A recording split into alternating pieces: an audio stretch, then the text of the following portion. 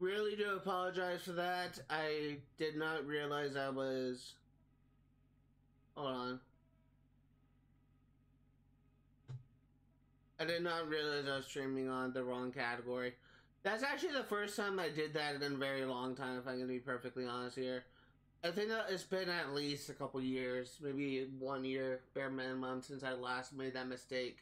I really do apologize for that, but I was unknowingly streaming in the Assassin's Creed Unity category instead of the Sly Cooper and the Thievius Raccoonus, so that's completely my bad. I'm probably going to use this footage instead, so I'm just going to do my intro all over again. Welcome to another Sly Cooper stream. Cannot believe I made that mistake. We're just going to restart from the beginning.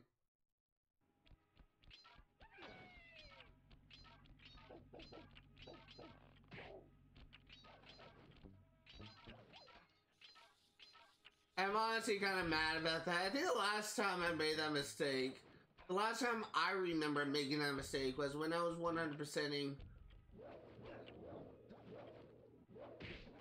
Was when I was 100%ing Borderlands. Was when I was 100%ing Borderlands 3. And at the time I was also streaming Spiral Reignited Trilogy. And I, at one point, was streaming Borderlands 3, but I had it labeled as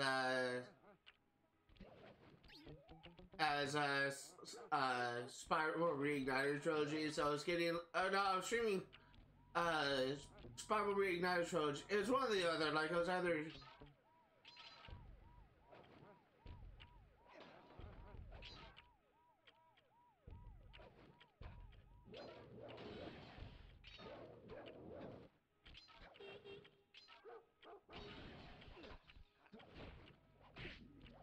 Yeah, we're not gonna make it. It wasted way too much time.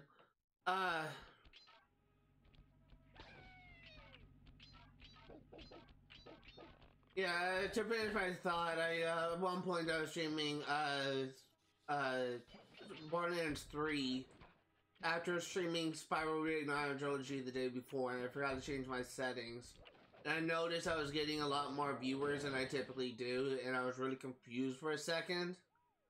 And then I found out that I was streaming in the wrong category. So I was playing Borderlands 3 while streaming in the Spiral Trilogy, and I thought it was weird. I was getting so many views. Oh, no, what it actually could be. I think I also did the same thing back when I was streaming Assassin's Creed Brotherhood a long time ago, actually. Like one of my first ever series on Twitch. And I also did the same thing with Assassin's Creed Brotherhood. I was streaming Assassin's Creed Brotherhood, but I was streaming in the wrong category. Usually I'm more careful about that kind of stuff, but my mind was kind of preoccupied.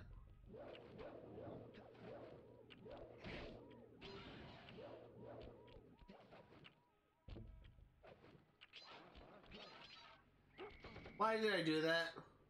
I forgot about that ladder. That was actually a good run up until that point. I forgot I had to take the ladder.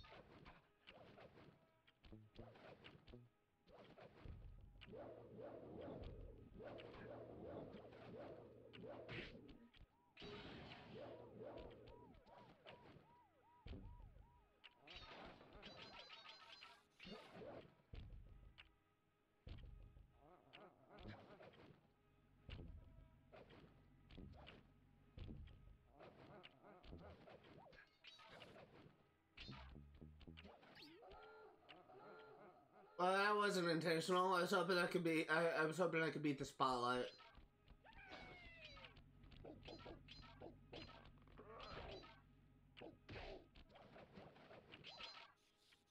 I am getting better in these runs. I haven't been noticing some improvement. Although I still make mistakes like that.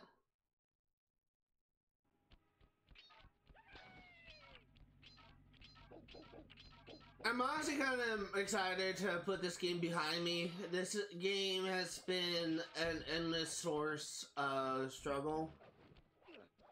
And I think I'll actually enjoy the sequels more than I've been enjoying this game, if I'm going to be honest here. As I said before, this game I do kind of consider to be... I'm really hesitant to consider the first game of the series to be the worst. And honestly, there's some fans that may actually consider the newest game and most recent games, Sly Cooper Thieves Untying, to be worse than Sly Cooper 1. Maybe because of because of the gameplay and the story. But I do kind of feel that Sly Cooper 1 itself does have its problems. And in my opinion, the Master Thief Sprints is one of them. There's only a handful of minigames I really like.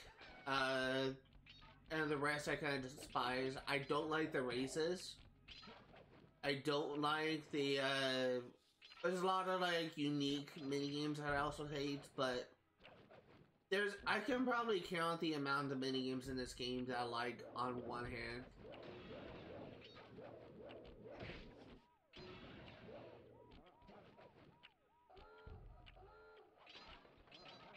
It's not so much that the minigames are bad per se. They are kind of fun in some extent. They're just kind of poorly designed. They do have some design issues.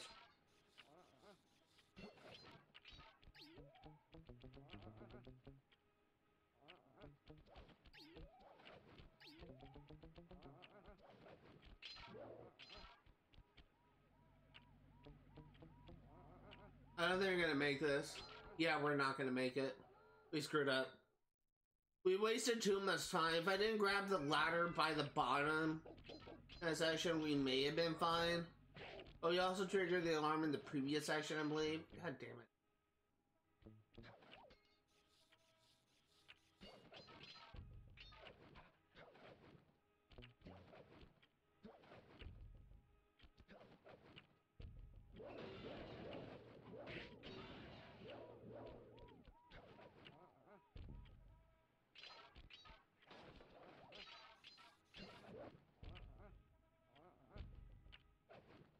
This is a good run.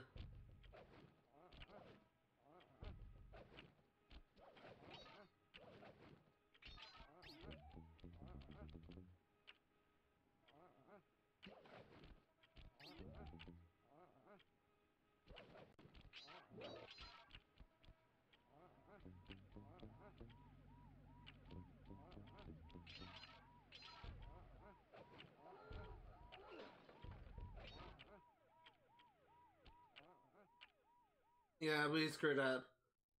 So that section with the things, we actually want to jump on the trampoline and grab the hook above. I have not been able to successfully do that once. But if we can do it, it will save a lot of time.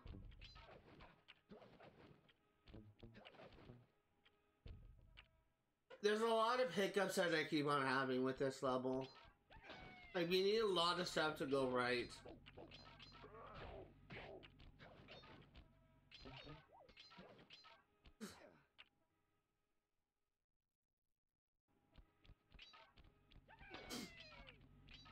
I also had a big lunch today. I had like a chicken and cheese sandwich with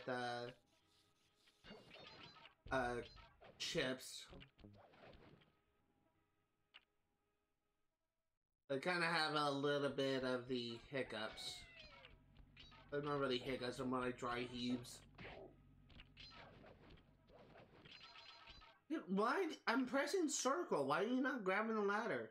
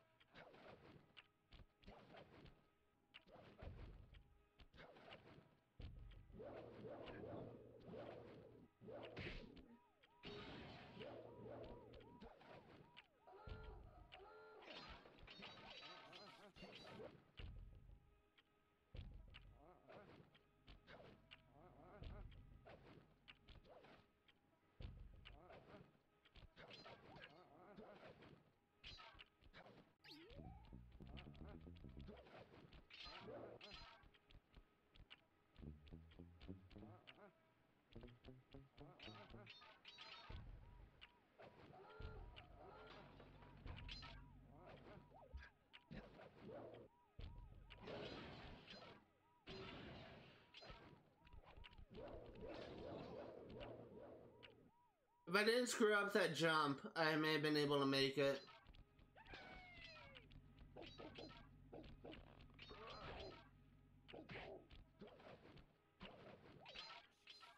That was actually a flawless run up until the end.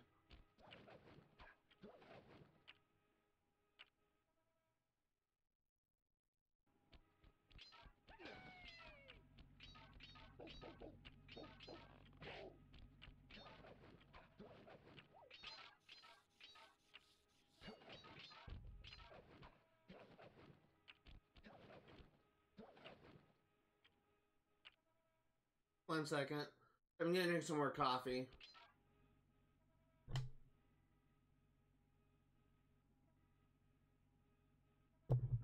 Just curious, I'm drinking mocha right now. It's essentially a dairy-based coffee that's kind of more sugary than bitter.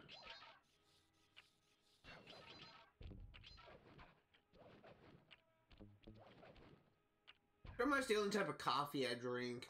I do not like black coffee. It just tastes like crap to me. It tastes acidic. And for that reason, I also don't like Americanos or Espressos. I also...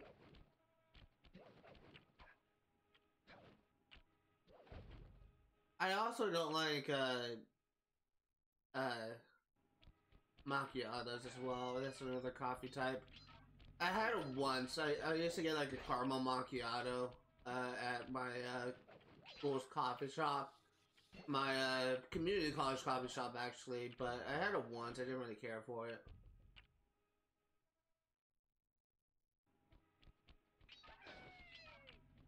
Honestly, I may have a slight addiction, if I'm gonna be perfectly honest here. I can't wake up and I can't start my day unless I have a cup of coffee. Like, I guess you can say that I'm not, like, currently human. I guess it's I actually heard people say that I'm not human when they don't have their coffee, but for me it's just like, even if I have like a full 8 hours of sleep, it's my brain, my mind is like a Regigigas with the ability to slow start. Pokemon reference.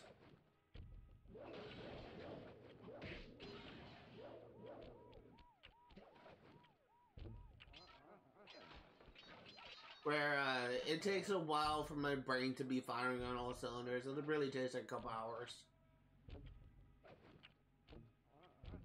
But coffee seems to expedite the process.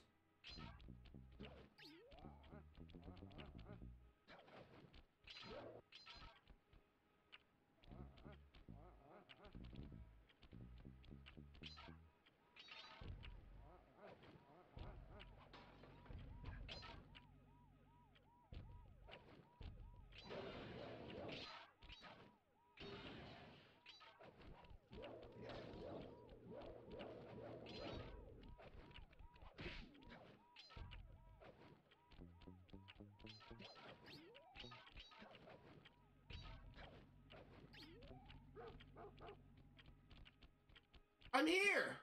God, what the fuck? I was literally walking right through that. Why? Why? Don't stress me out like that, game. And this is the last level in Mugshots area.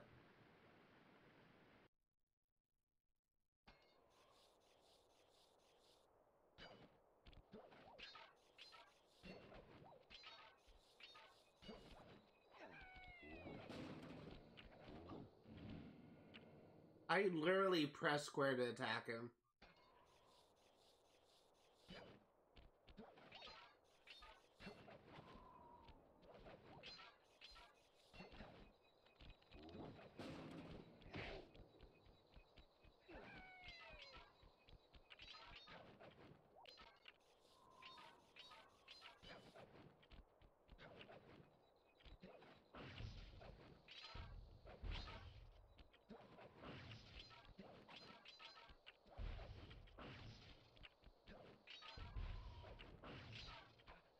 And well, that didn't work.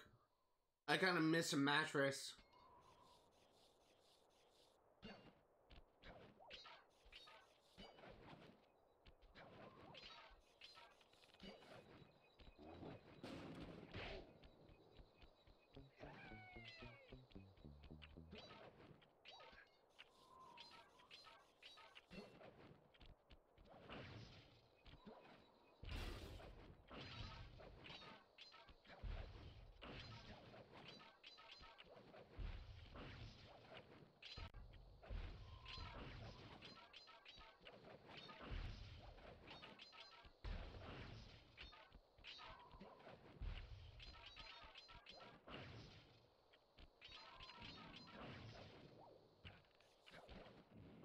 God dang it, I double jumped, I didn't mean to. I literally jumped, I landed on the platform, and I jumped again. But that was actually one of the shortcuts you were supposed to take. I'm gonna...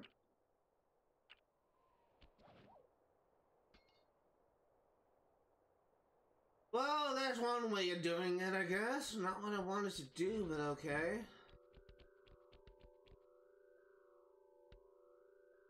I'm literally pressing all the wrong buttons. This level actually looks to be pretty easy. It's really only 2 shortcuts you need to take, and they're both at the beginning.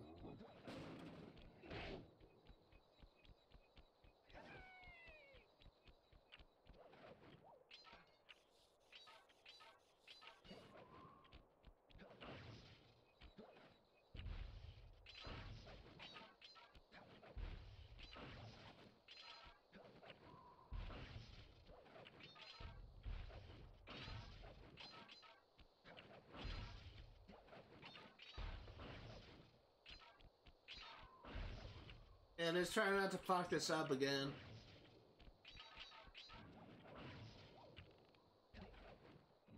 God damn it. I said try not to fuck it up. Maybe I did land on the platform. I thought I did, but I think I just need... God damn it. I think I just need 1 jump.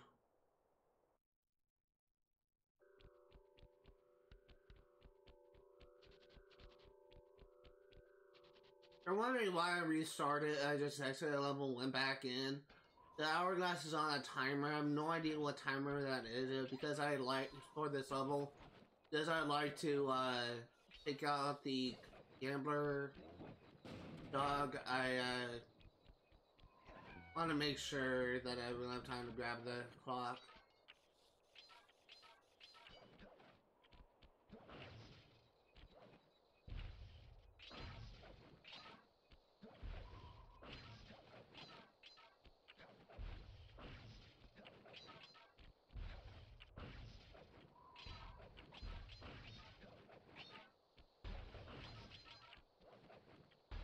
We did kind of screw up a little bit. We did make a mistake, but I'm thinking we may have enough time.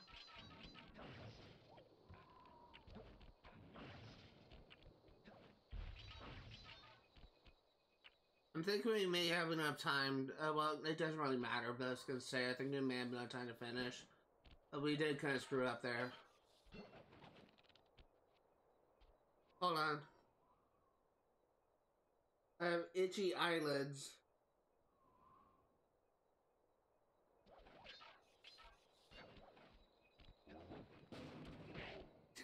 Hold on. When I was rubbing my eyes, it's like I accidentally folded my eyelid in on itself. Ain't that shit.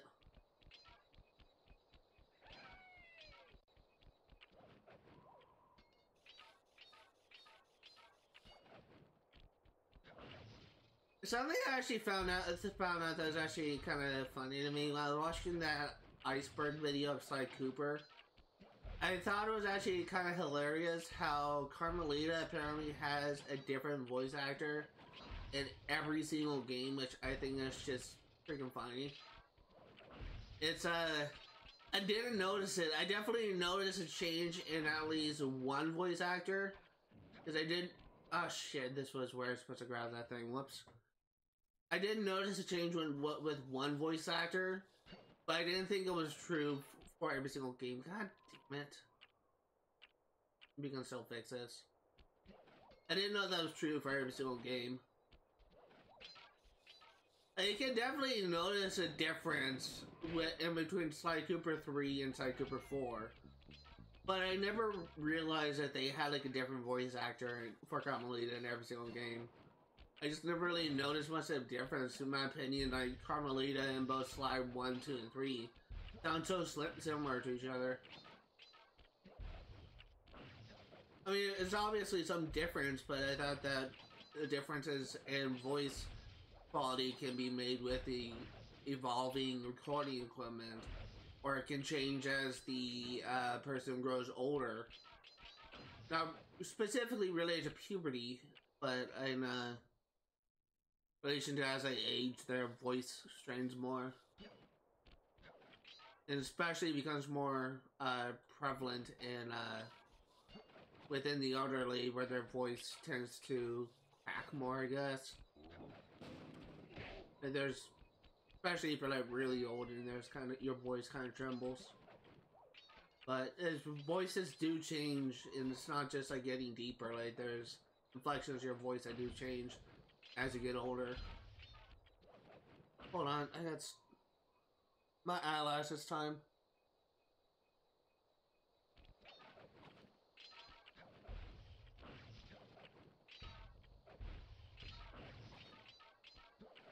And while we're on the topic of voices, I mentioned it before that I don't like the sound of my voice whenever I hear it, and like say like how my voice sounds. Say like how my voice sounds when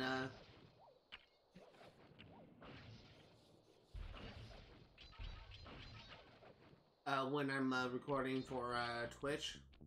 Or make streaming for Twitch.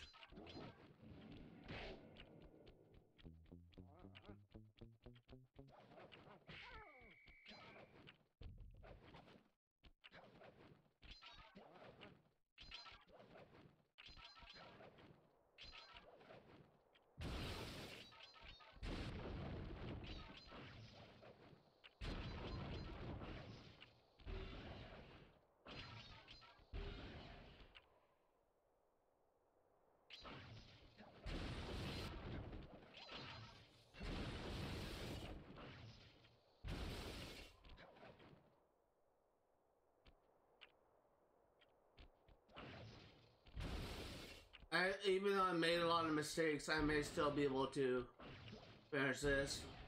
I don't think I'm actually going to finish it now. I keep on falling into the void. I had a good chance, but that ended the first time I fell. I just couldn't keep up.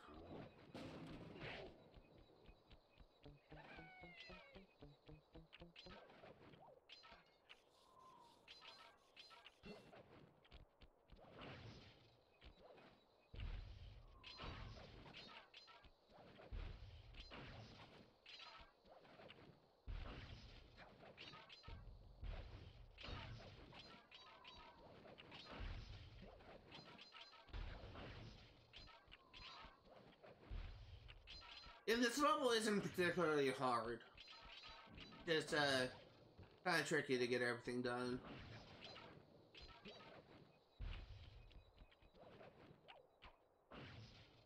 What the fuck, Sly? I pressed circle to grab the pipe and he did not grab it. And I even heard the sound effect of him like grabbing the pipe, like it registered the circle being pressed, but he didn't actually grab the pipe. That was so weird. I've honestly kind of noticed that bug happen a lot with this game. I hope that isn't like a running trend of the series. I'm hoping that the game's gonna kind of becomes more responsive as the game progresses. I definitely hope that type of thing doesn't happen with Slide 2. And that type of problem is not still a problem with Slide 2. But at the same time, I honestly don't know if that problem is actually ever addressed. It seems to be a completely minor and not to mention rare thing, so honestly wouldn't surprise me.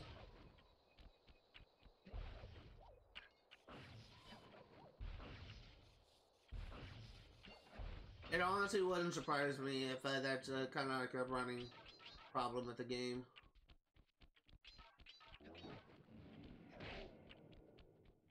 With the series, I should say.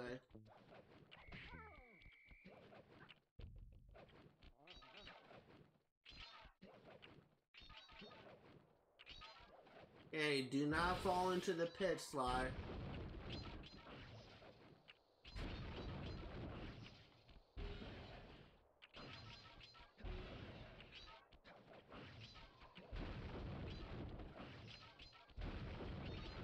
Grab the freaking ladder, you piece of shit! God fucking Sly, I pressed circle! I press circle. I really freaking hate that shit so much.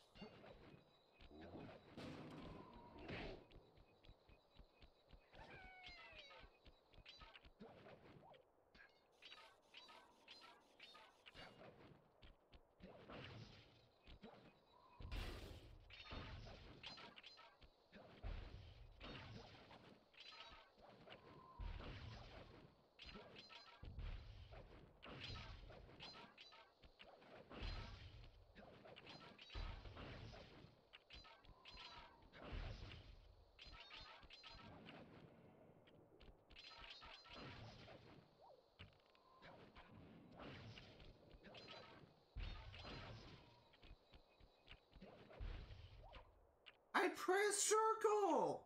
I even heard the sound effect! Why does he not grab the fucking pole? That is so stupid!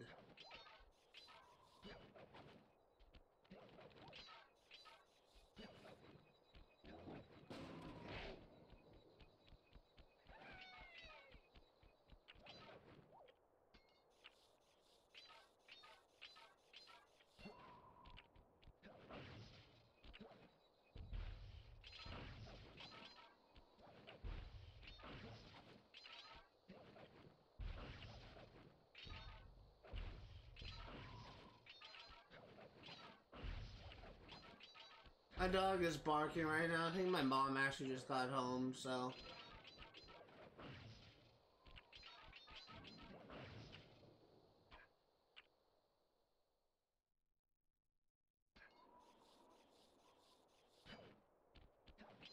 One second, I'll be right back.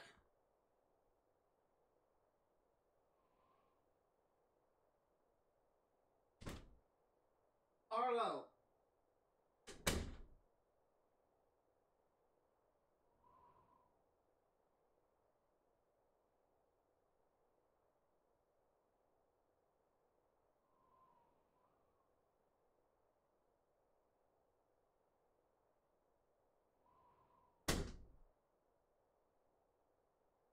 Dumbest animal alive.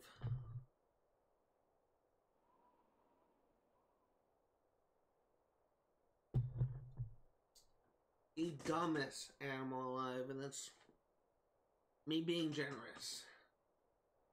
Because I honestly want to call her a far worse name.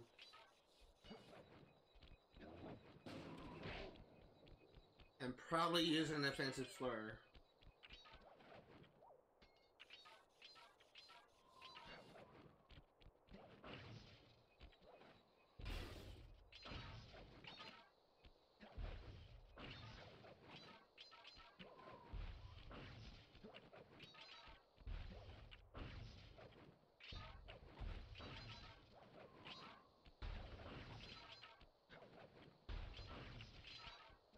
I've actually been kind of noticing something. There's also something that I've also tied to something that I've heard, which is that I've been noticing that I have like a really foul mouth, and I just kind of swear out of habit. But something that I've heard is that apparently sponsors look into your channel, and if they see that you are being like overly offensive, they won't really want to run ads on your channel. And I don't know if that's true or not, but honestly, if I do get affiliate and if I ever do get sponsor, which probably may never even happen, I get the feeling people may get turned away because of how foul I am.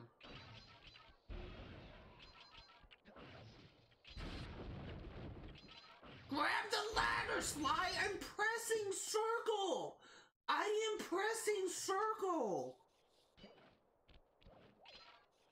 God, I don't get it! I literally grabbed that ladder only once so far.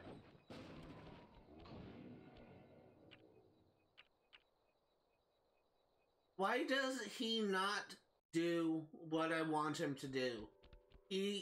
I press circle, he doesn't grab the ladder. Like, why?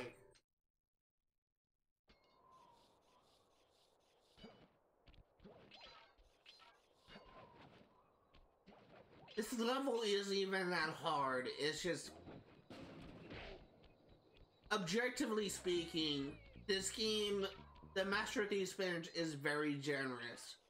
If you use the shortcuts I'm taking, which so far is only 2, jumping from the roof and grab, I forgot to press circle there.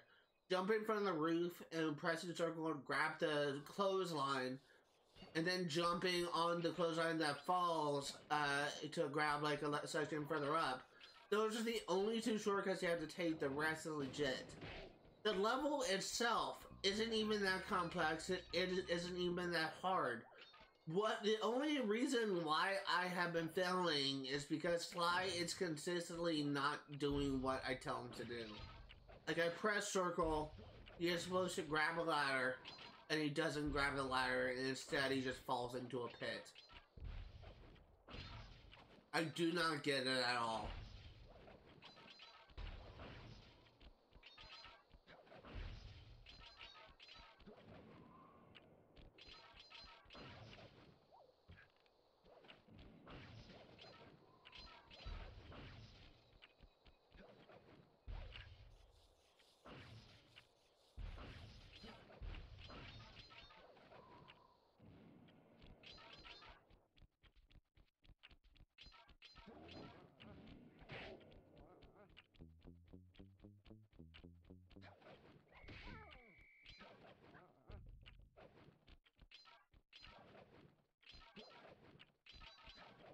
Okay, Sly, can you actually do what I tell you to do now?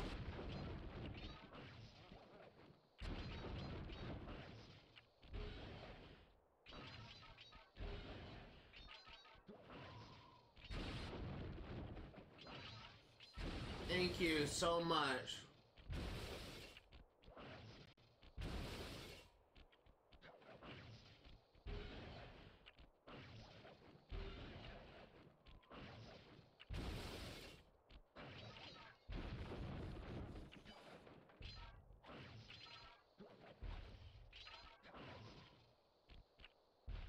God damn it, Sly!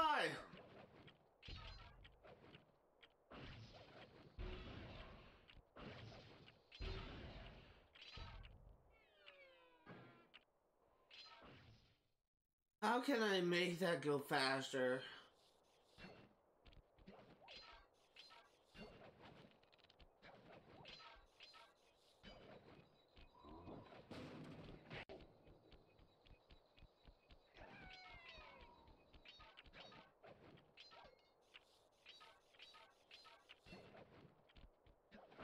Ideally, I don't want to fall into a pit.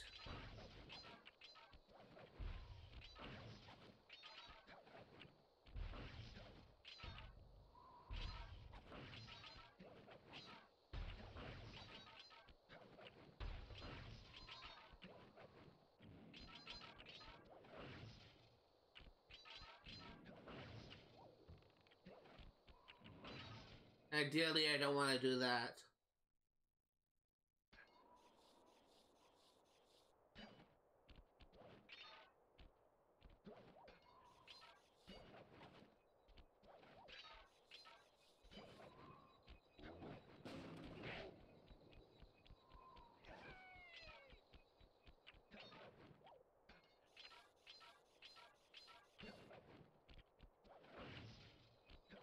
I'm trying to think of what other shortcuts I can take.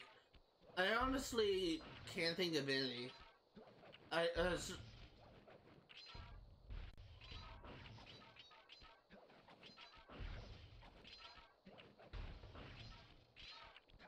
cannot think of a single other shortcut I can take.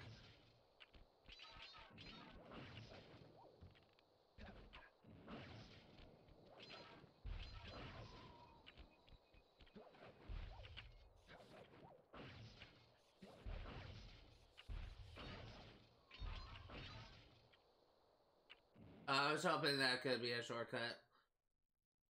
Not so much.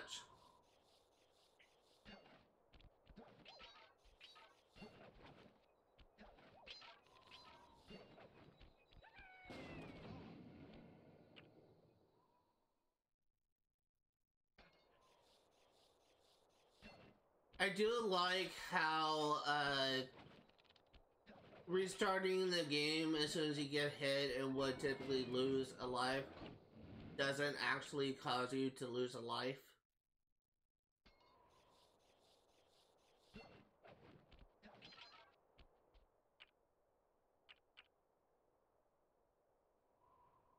If you're wondering why I'm exiting the level, I'm testing a theory, I guess you could say. And I don't know if this theory is correct. But I'm wondering if the timer is based on the decay time of the clock. No, it's not.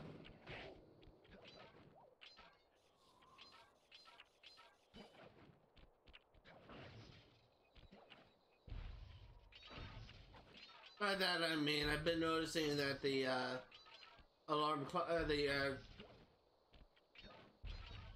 I'm wasting too much time. I've been noticing that the hourglass just spawns after a certain amount of time, but I was just wondering if it despawns based on the amount of time on the registered on this hourglass, or if it's something else.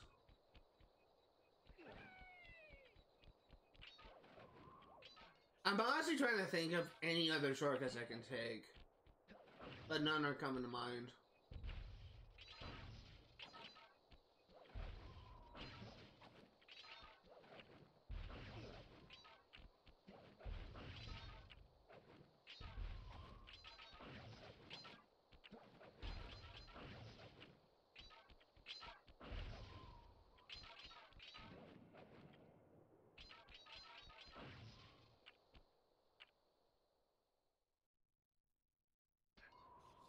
If we can get to Miss Ruby's world, like pretty much every single level except... Actually, no, every single level has like a huge shortcut that I can manipulate, so we should be able to get to Miss Ruby's world pretty fast. Panicking, on the other hand, is a little bit different. There is a huge shortcut we can take with the first level,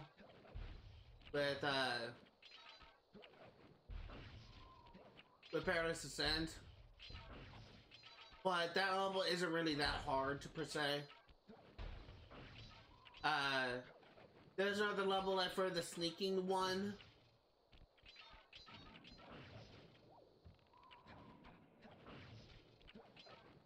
For the sneaking one where it's really trained on, where it's really focused on sights and commons, invisibility. There's actually a shortcut we can take, but it's only at the end of the level. There's not so much of a major shortcut to exploit. Well, it is a major shortcut. It's not something crazy.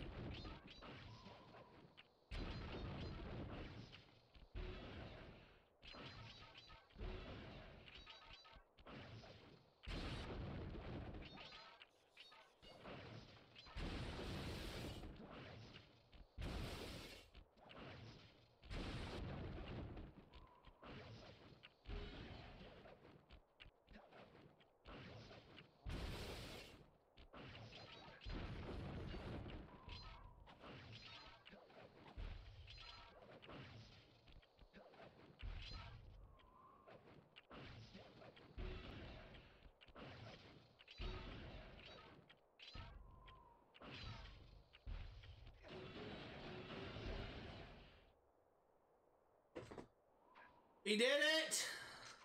We did it, we did it, we did it, we did it, we did it.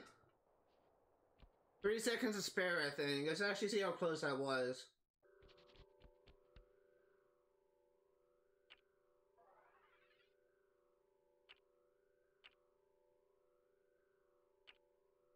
One second to spare. Wow, that's actually closer than I thought.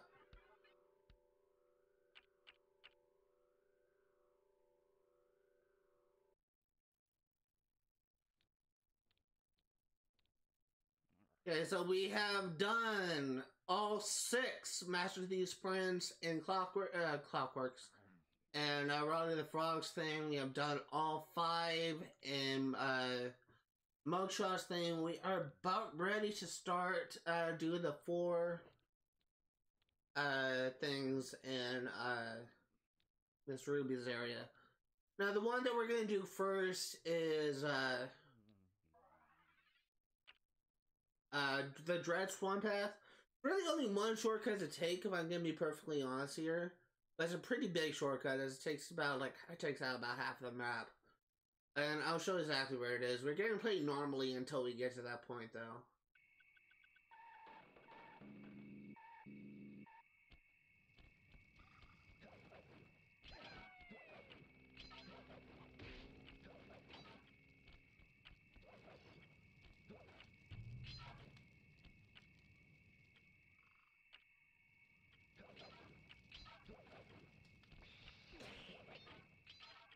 Okay, I press circle. Like, this level really shouldn't be that difficult. It's really the only reason why I'm failing at this point. Thus far, except for that first level I did. The only reason why I've been failing, for the most part, is because of controls.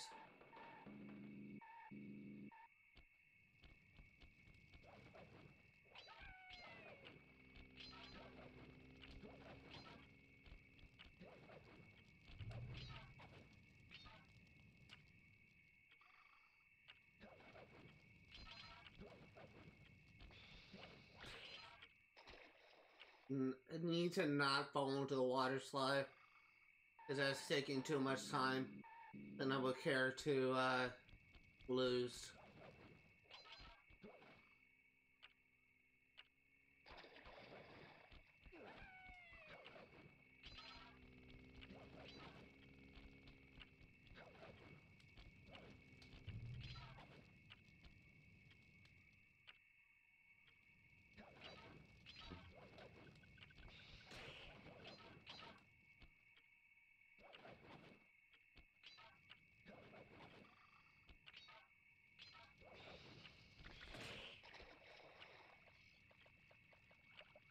Hurry up and go up there, we're wasting way too much time.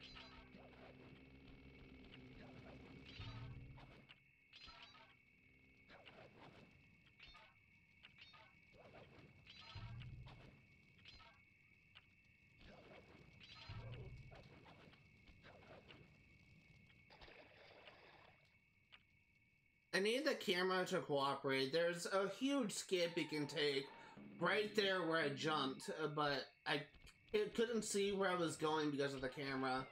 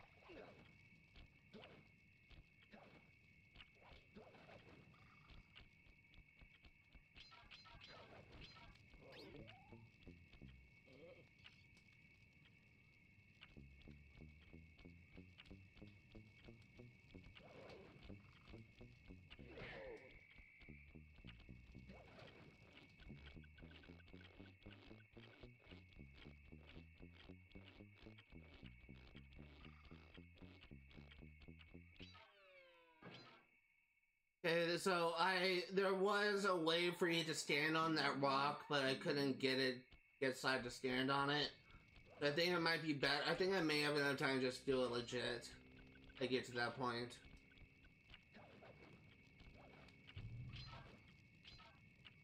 We should have more than enough time to do it legit, but just It just really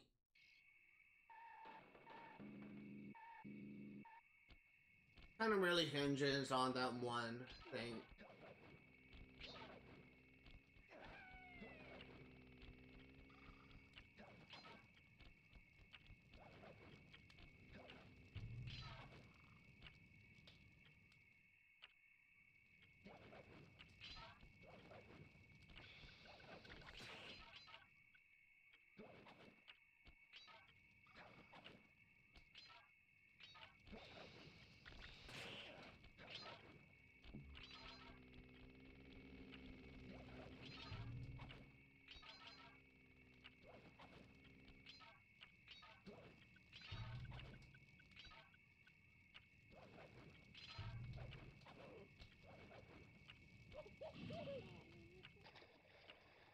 And he should not get burned either.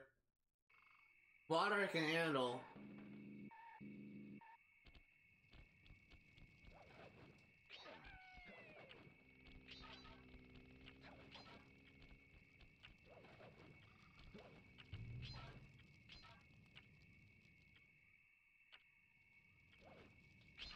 Two of the levels in Miss Ruby's area is actually, we're actually gonna be potentially using a out of map glitch, assuming that hasn't been patched.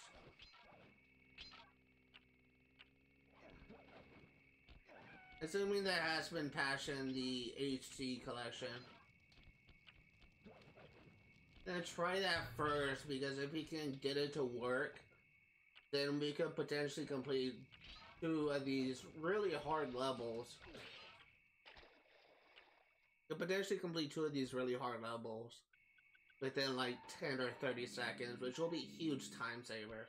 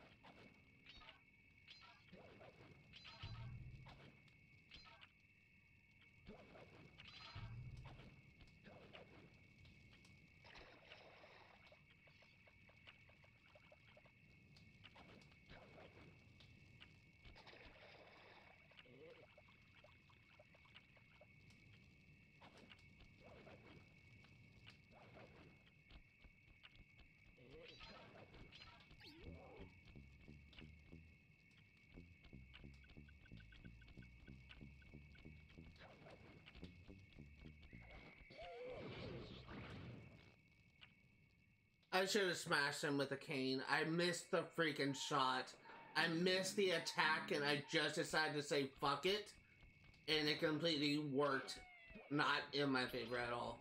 Well, that's probably a much better way of saying that phrase.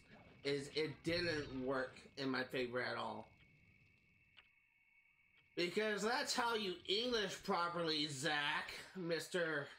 Masters in Creative Writing. It's stupid. I say this all the time, like, I have such a hard time speaking my native language of English. I say this all the time to my friends whenever I misspeak, or whenever people I find I encounter are offended by something that I say, that I was not intending it to be offensive. Something that I always say is, when I was in school, was I'm majoring in English, not linguistics. And another thing I always say is I don't always say what I mean.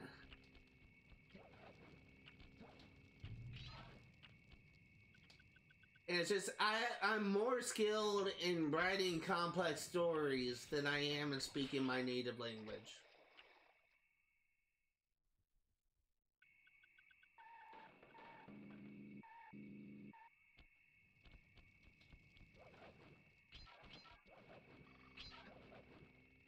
if I'm honestly gonna be perfectly honest here, I'm really kind of excited for this coming week, mainly because of the fact that I'm asymptomatic. I've been sick for the past 2 weeks, and for the past 3 days, I've been asymptomatic. So I think my illness has finally passed. I've not actually coughed once today, which is great. The other thing is, I have not worked on my novel project in 3 weeks now. And I will be very glad to actually be able to finish a chapter. Why do I keep on doing that?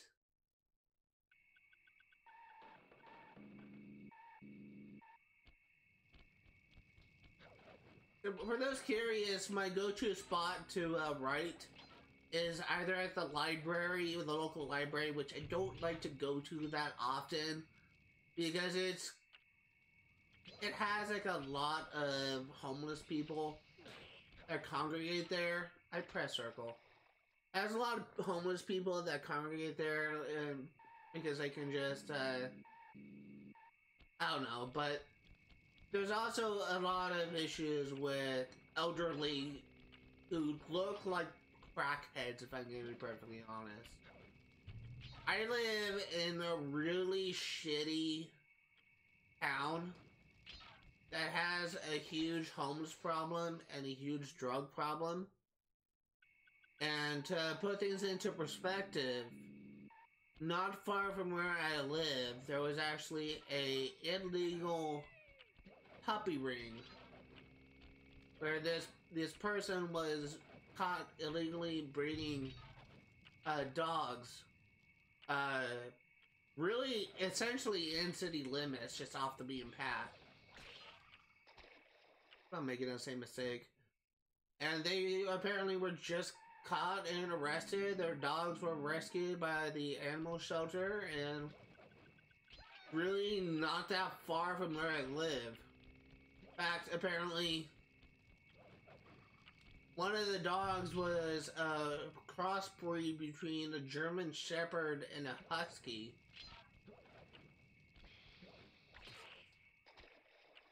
I keep on making that same mistake. But there's also, in the more seedy areas, I swear to God, like, I've been to some neighborhoods in my town where it looks like it's the stuff where people will be mixing, like, methamphetamine, like, in their garage. Like, really shitty neighborhoods. The roads are absolutely dog shit. Like, there's one thing, like, when you're just turning off of the freeway onto this main road, it's like you're driving on that road that Stephen McQueen paved in Cars. Like that first road he made that freaking Tow Mater tried to drive on, but essentially couldn't. That's the type of thing that they were. That's the type of road that this guy was paving, that this road is like. It was just so bad.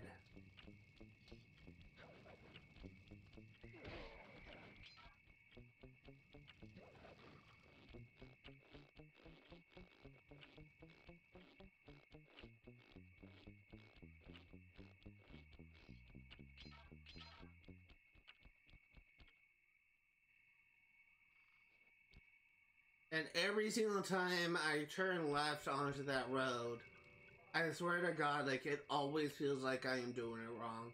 Like, I'm not, like, doing the road clean, doing the turn cleanly. It always feels jerky. And that's simply because of the fact that, it's just so uneven. It needs to be repaved. Like, you're driving across potholes.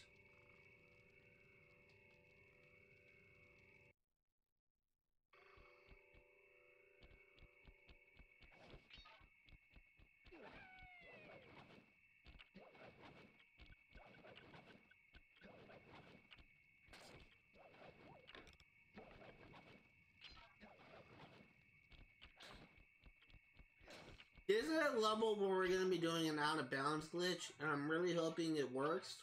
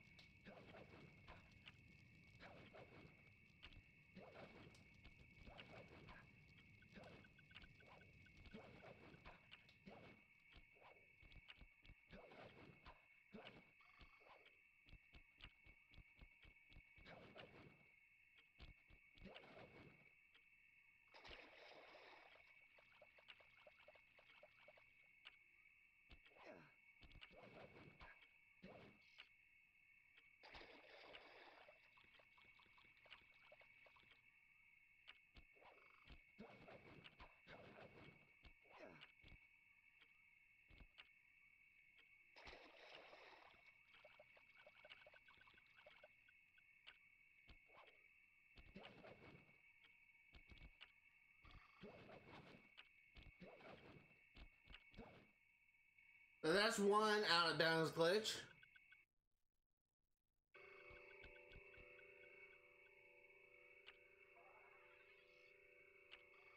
Got freaking 40 seconds left. Is disgusting. It honestly could have been better if I didn't keep falling to the water. And really, the fact that that glitch has not been patched in this version just kind of makes me hopeful that this other one will work.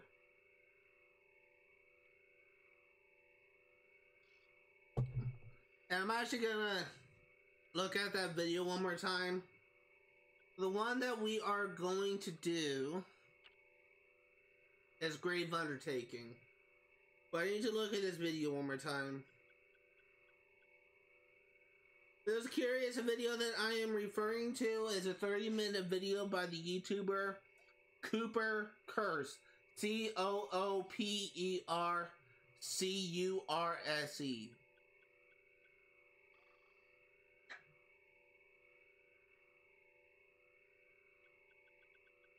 Yeah, so the one that we are going to do is Grave Undertaking. I just need to look at this shortcut he takes to know where to go.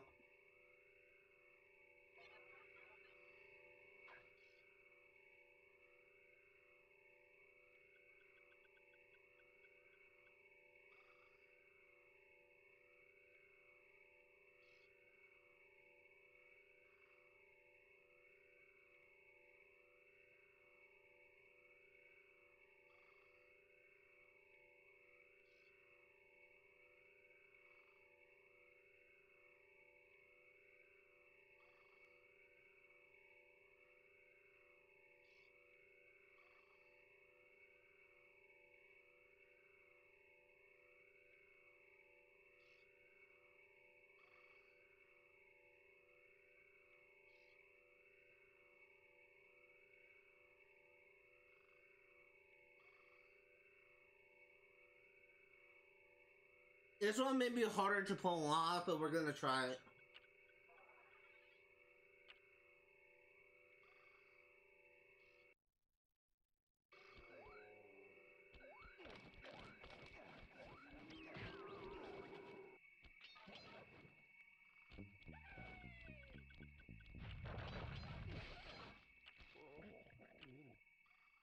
I really hate those mandrake things.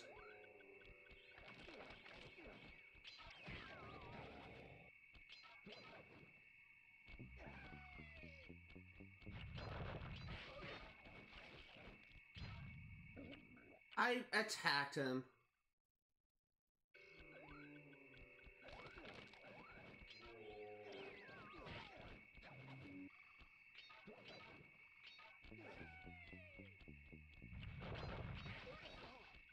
I attacked him!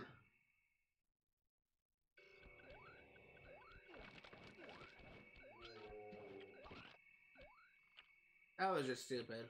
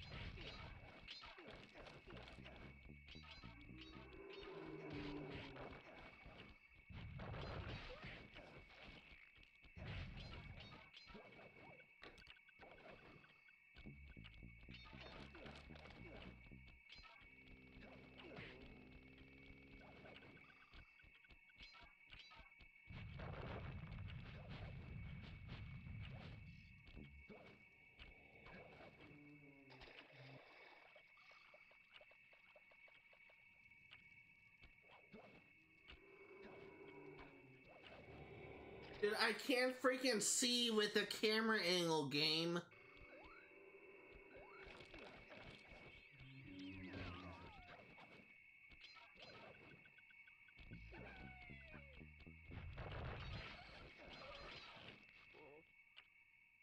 I really hate these stupid enemies. These enemies really suck.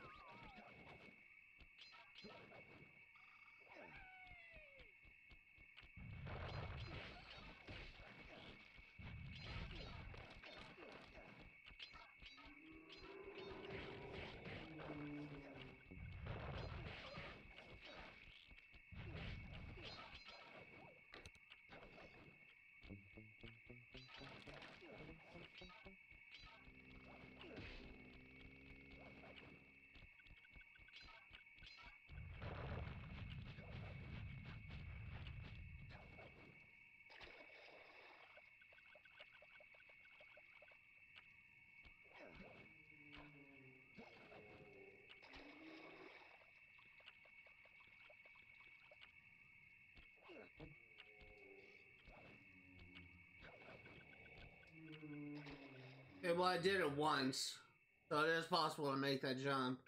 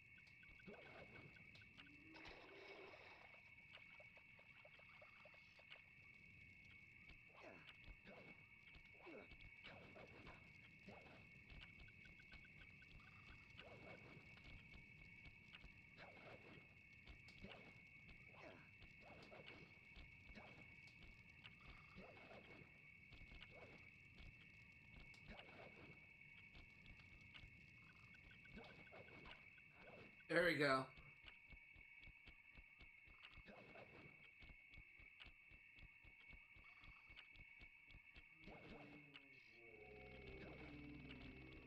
I can't see, game.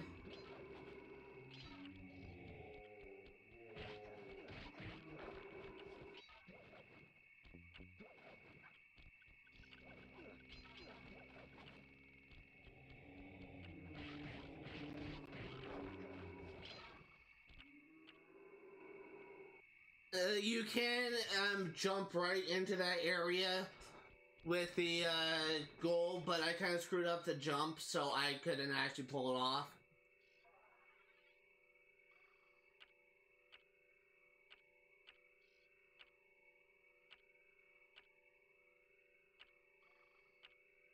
Okay, so this is the last area with the Master Thief Sprint. There are really only one shortcut that we can take. It's a pretty big one. And it may be difficult for me to pull off.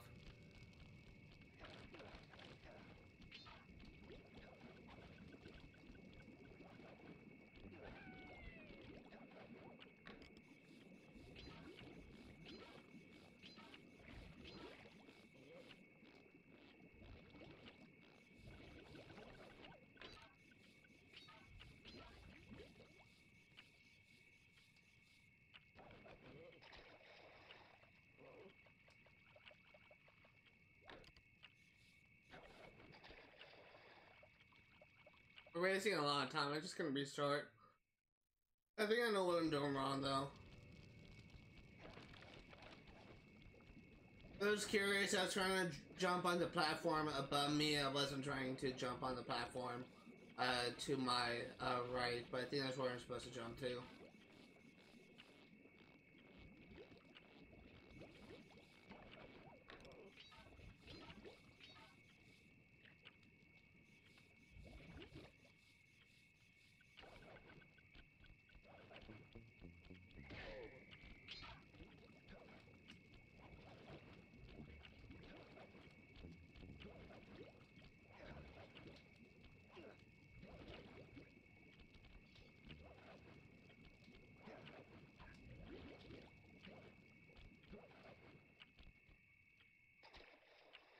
It's all what I was trying to do. We just need to. I feel like we need to do it faster, but honestly, I don't think that particular one would affect me that much. If I'm gonna be perfectly honest here, but ideally, I would want it to be faster, and we also need to not screw up those jumps.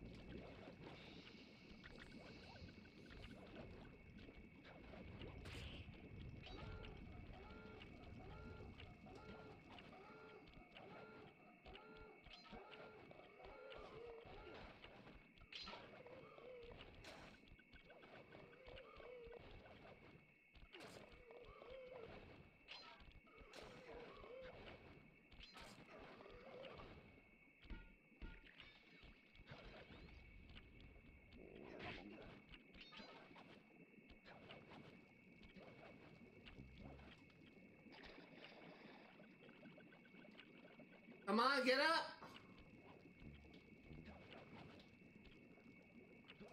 I don't think we're gonna make it. We screwed up way too much.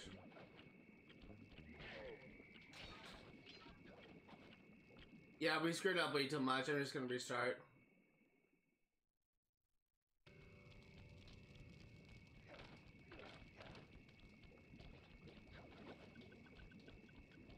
Though I triggered the alarm, that's actually probably the best course for me if I wanted to finish this.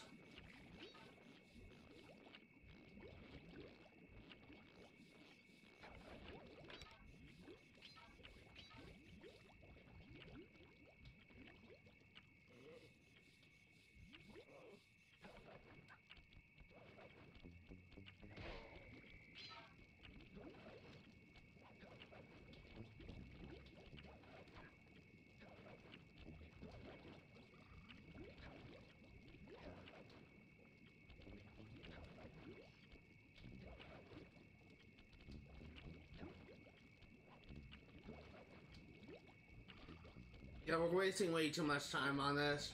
This is a very tricky jump because of the slide physics. I'm just gonna restart. We're wasting way too much time. There's no way in how I'm gonna finish with that little time on the clock. Especially considering we will be triggering an alarm afterwards.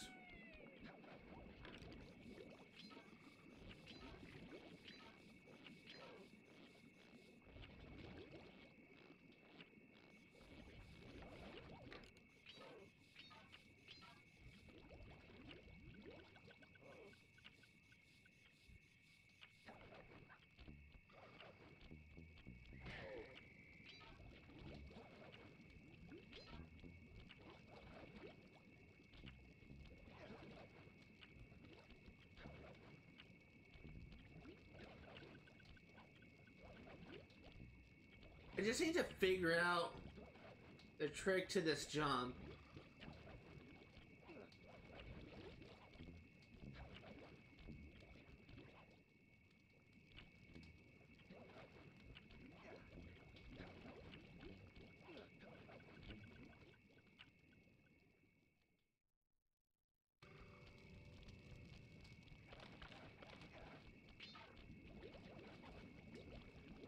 Yeah, like, I would not be able to complete these levels on my own if it was not for this YouTuber.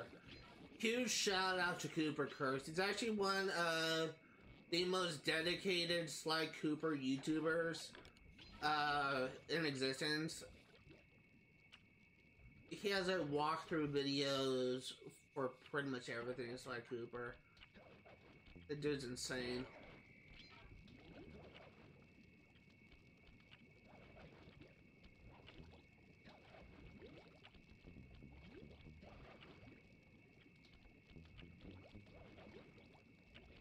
Dude, what the fuck is with this jump?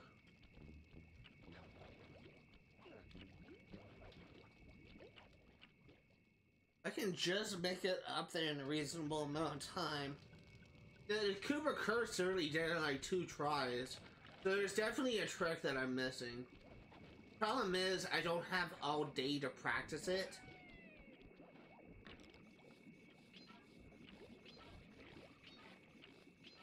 I guess I can, I guess.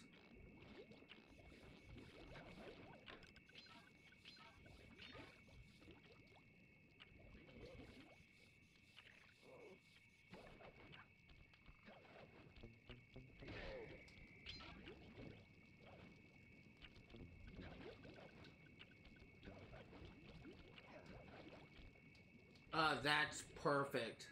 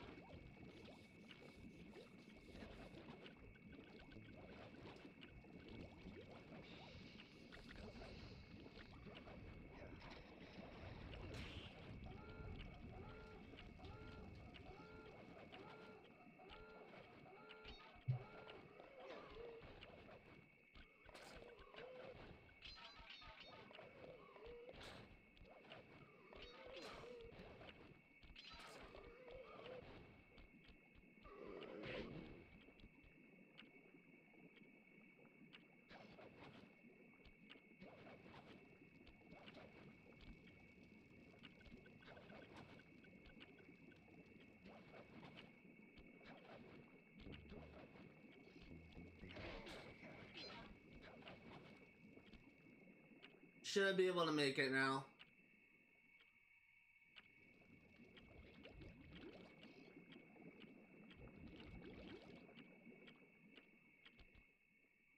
There we go.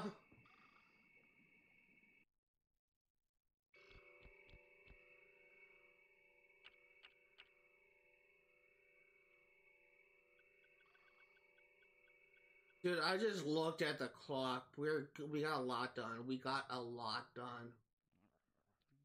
Hour and 15 minutes, and we have done 6 Master Thief sprints. I'm telling you, today is a good day. Dude.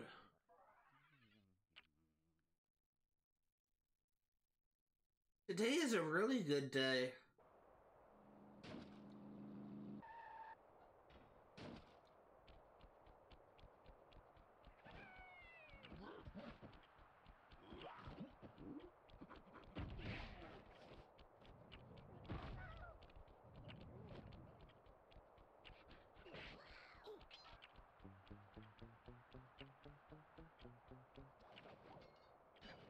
And to make matters better, I actually made considerable amount of progress on Viva Pinata. I'm actually very close to getting one achievement, really 2 achievements.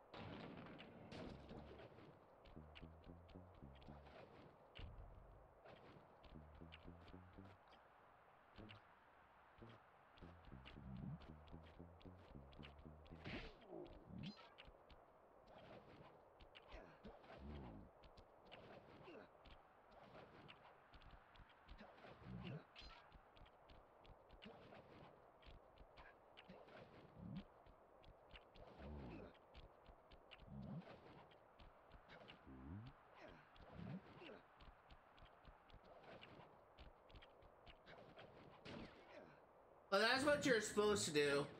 Unfortunately, I wasted way too much time doing this and not only have enough time to finish, but that's what you're supposed to do. Very hard to hit those rockets from down below.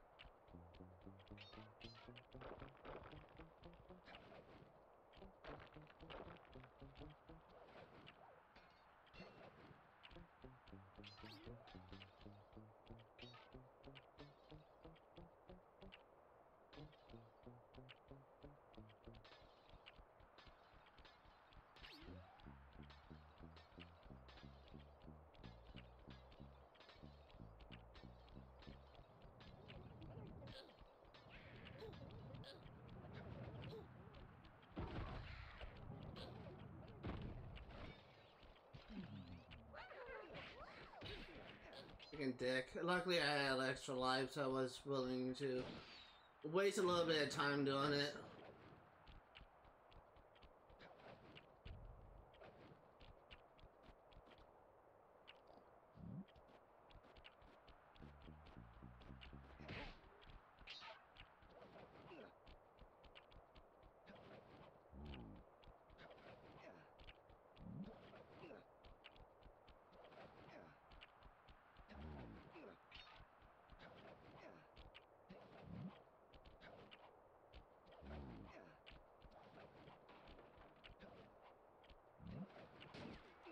Why is it so hard for me to hit those rockets?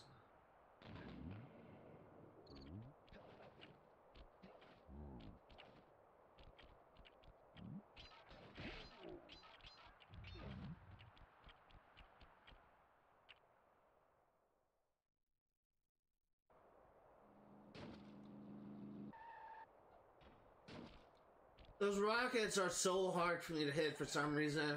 I know they're not a hard to reach spot, so pretty much anyone would kind of find it difficult to hit them, but still.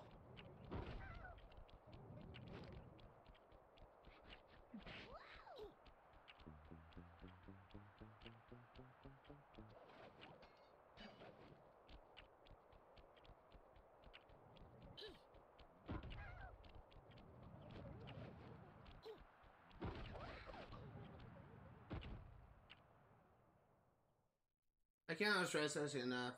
There's so many enemies in this game I kind of dislike, mainly because of how annoying they are. I don't particularly have a problem with the guard things because they're pretty much all the same and they're easy to avoid. But I don't like those freaking monkey enemies. Kind of launch their babies at you. They're just kind of annoying to deal with.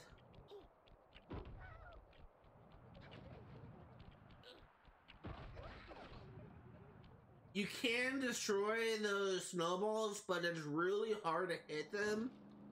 So it's honestly better to avoid, but if you're literally close enough to kiss the freaking enemy, then you're not going to be able to avoid them with these.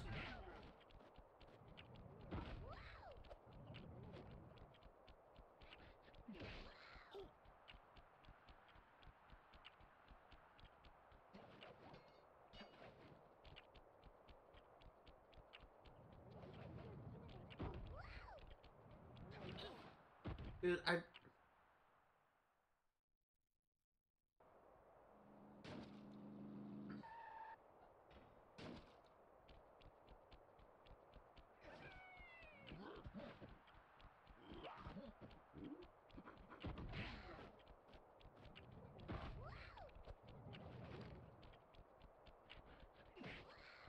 So there are 2 levels we will need to do legit.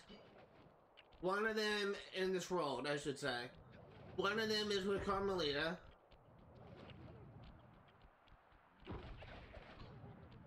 Dude, what the fuck? One of them is with Carmelita, and the other one is the one where you have to sneak into a stronghold and it's actually get to the top of this temple thing. It's one with those series of monkeys balancing on poles. That's the level of where we have to do legit, which will be a little bit difficult.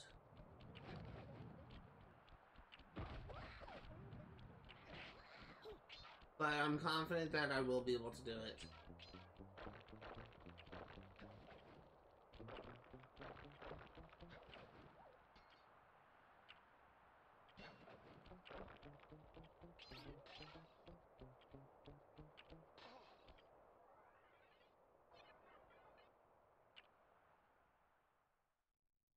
I couldn't even see where the icicle was because the camera wasn't adjusting.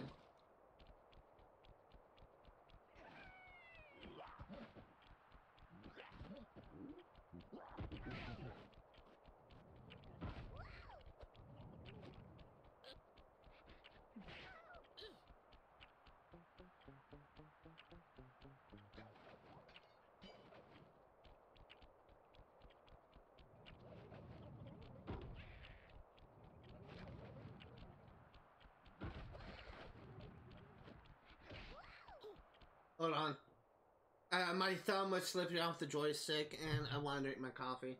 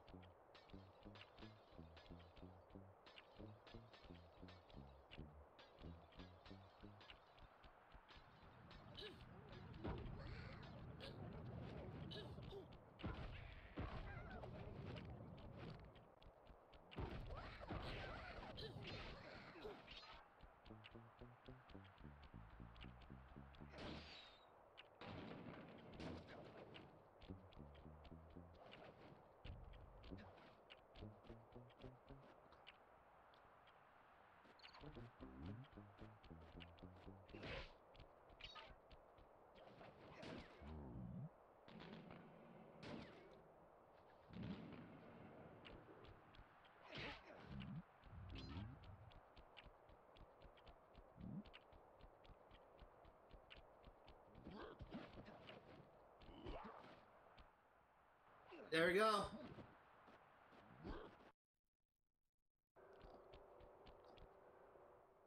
Okay, so let's go ahead and do the other easy one where you can take a shortcut, which is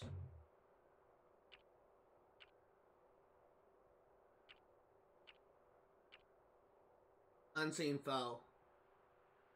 And I'm actually gonna take a moment to look up a video for this again. Again, like the YouTube video I'm referring to is a 30-minute video by the YouTuber Cooper Curse.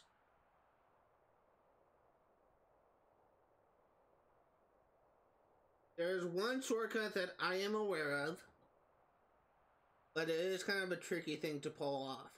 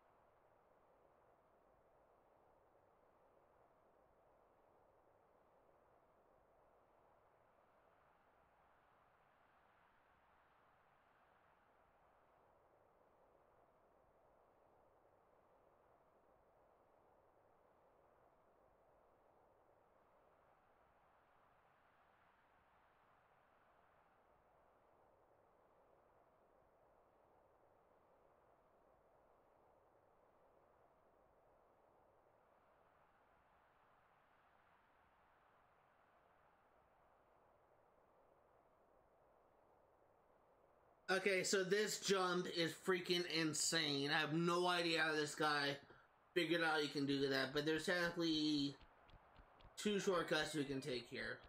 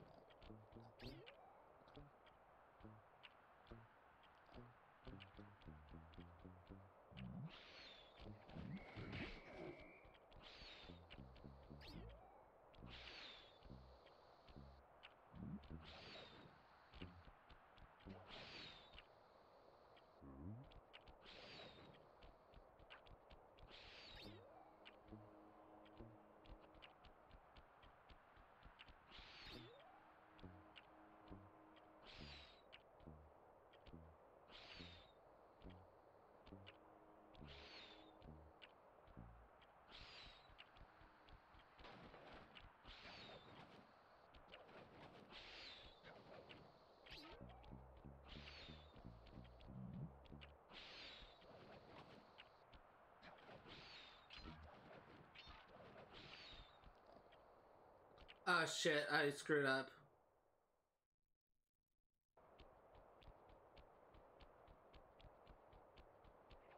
I've honestly forgot where to go when I got to that point.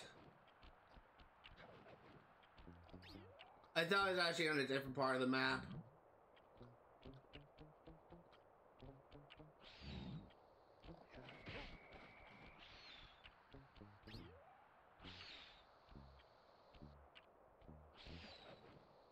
Which is actually good for me because I can potentially do better on this part.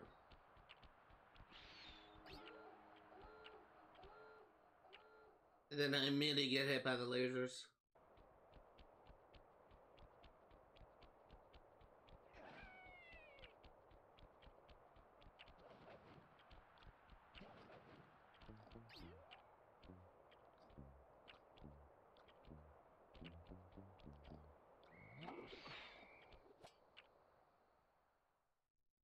That was poor timing on my part.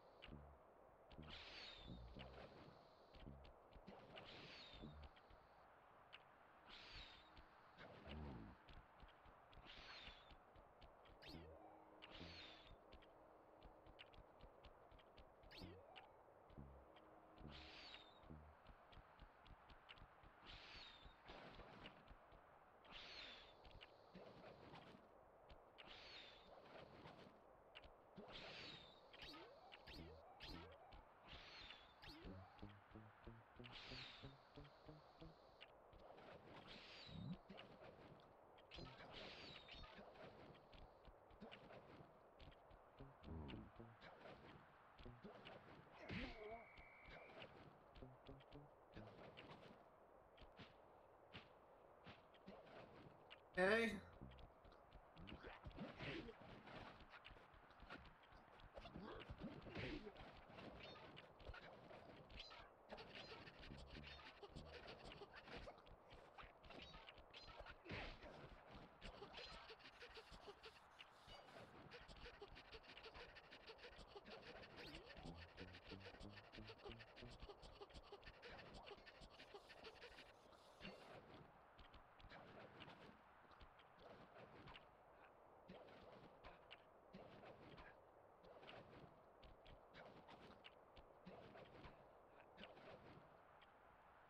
Okay, well, you see what I was trying to do there.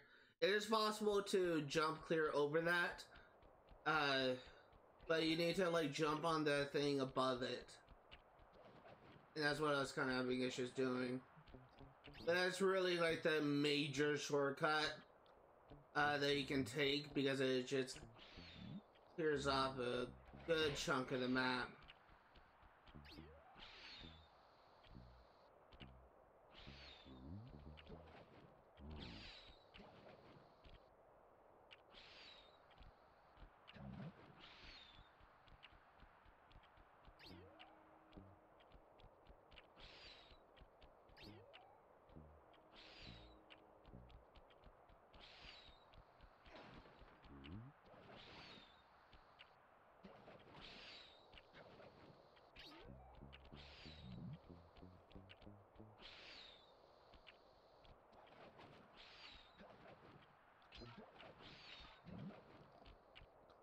I did it again. I keep on thinking I'm in a different part of the map.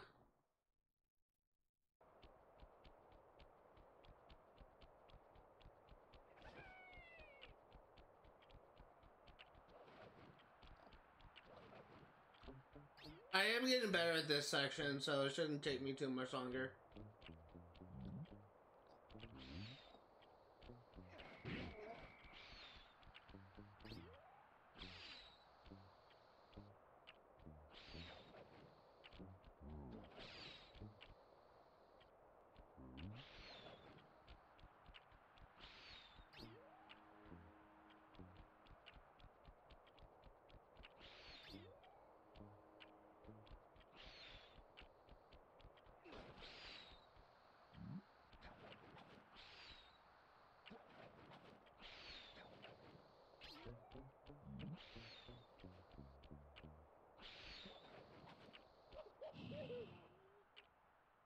I jumped too soon.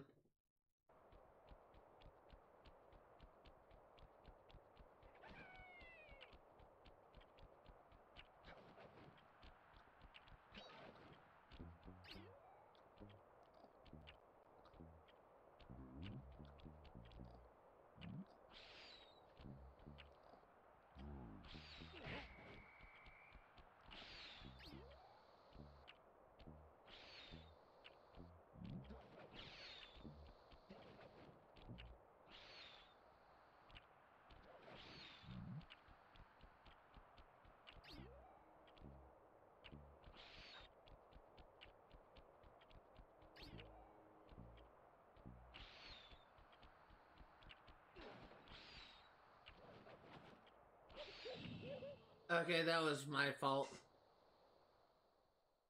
Well, of course I'm the only one playing, so it will be my fault, but I'm saying like that was... I should have waited.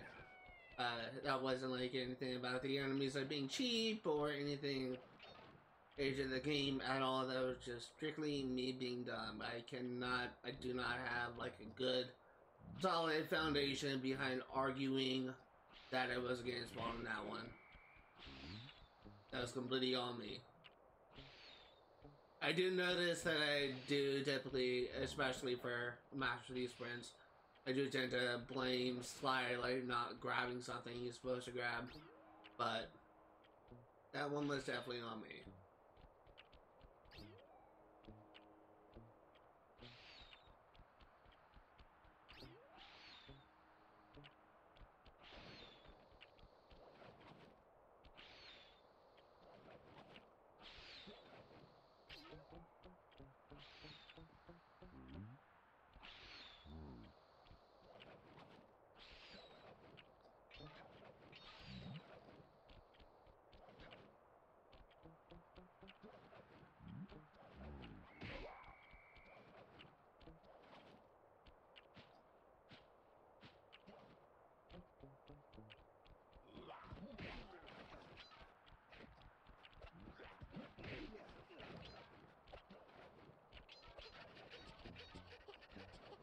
It literally sounds like a chihuahua panting.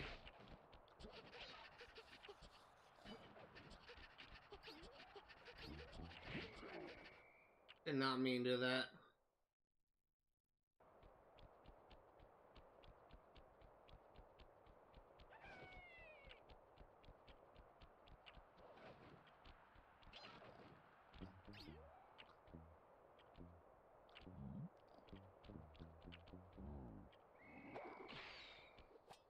Should have waited.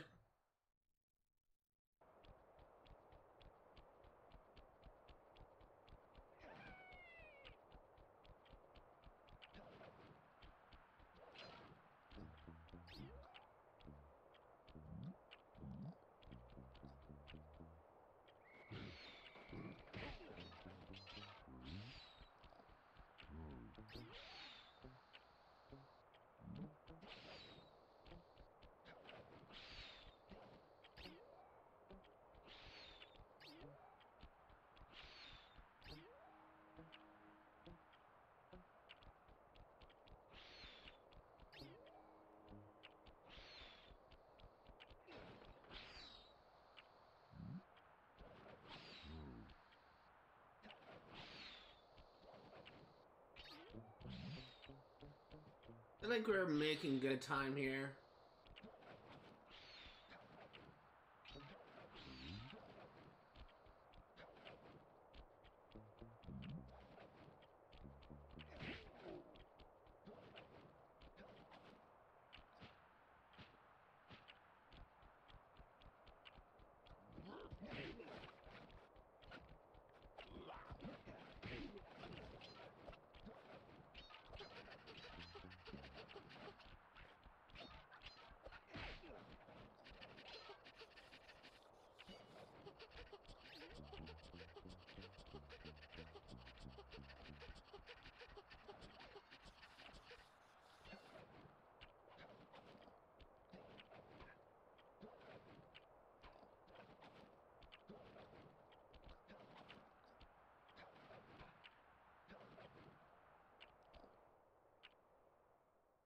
Very difficult, tricky, that jump, but if I can do it correctly, we should have this in the bag.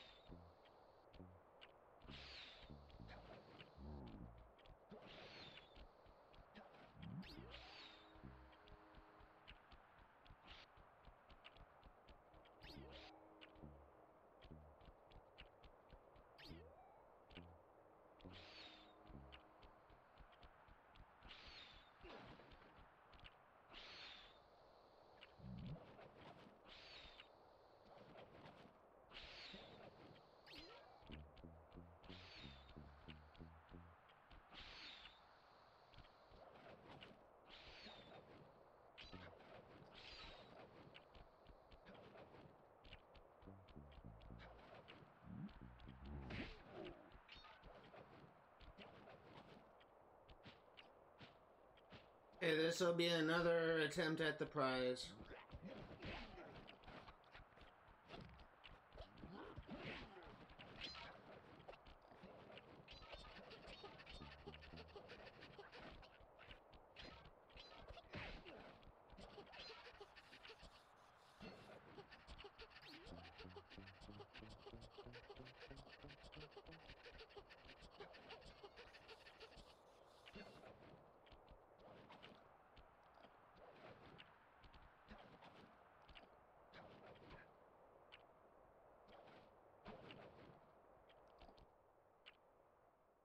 It's really tricky to make that jump, but it is possible.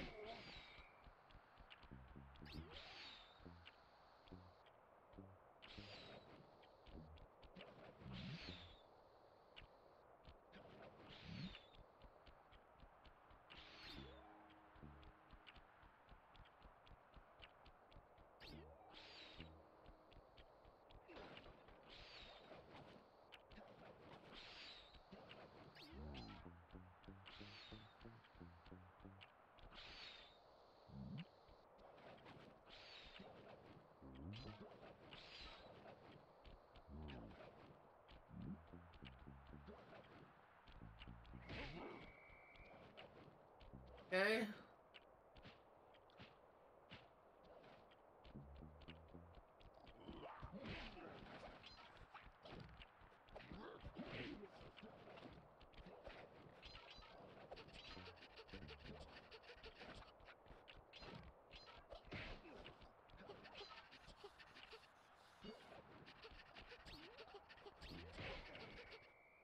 Maybe I can still save it. I have a lot of time on the clock, so I may be able to save it.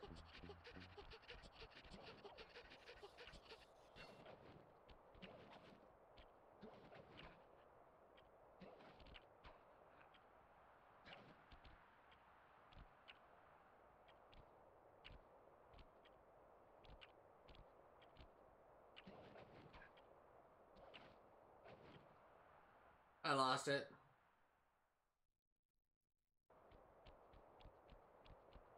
I had hope. I had hope for his second, but as soon as I fell, I lost that hope.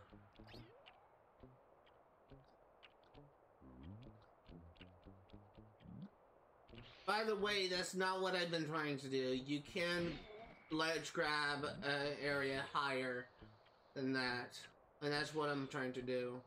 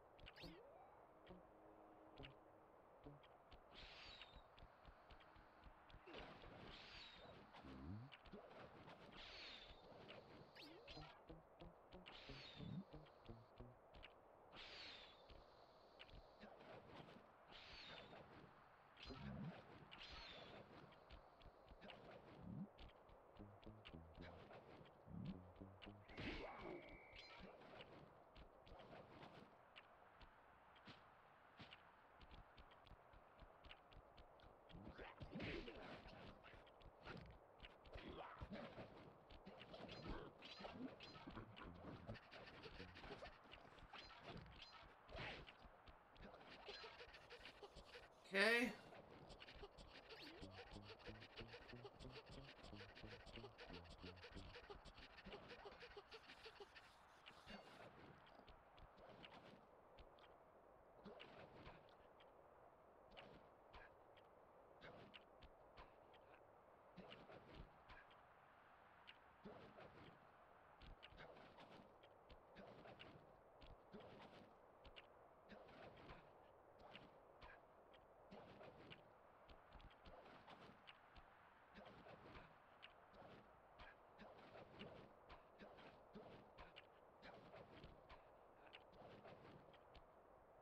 Let me actually pull up that video.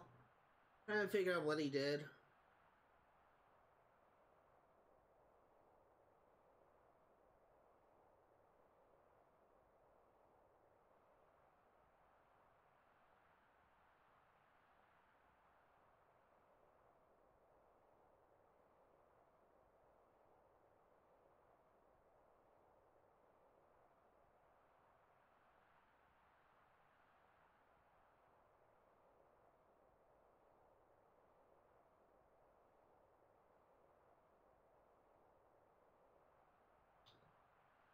Yeah, somehow he's grabbing the middle ledge is what it looks like.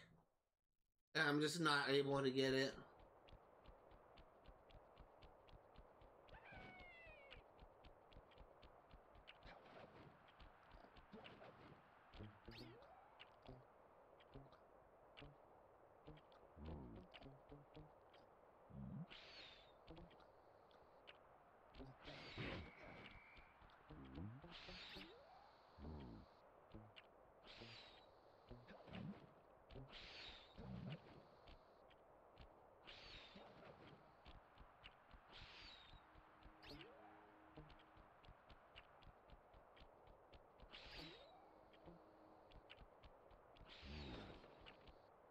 I had to wait a second.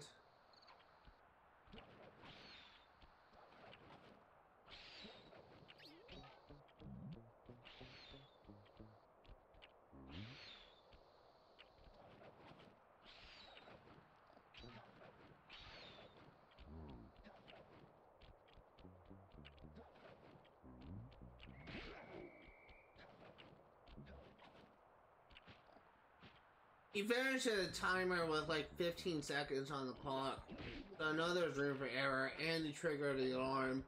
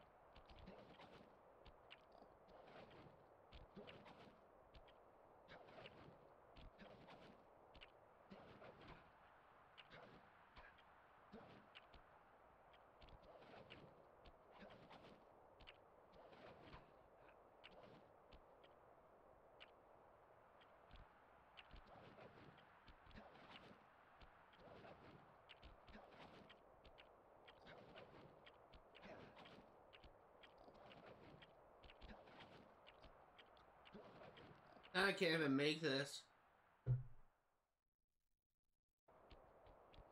I actually want to try and do this legit, see if I have like an easier time with this.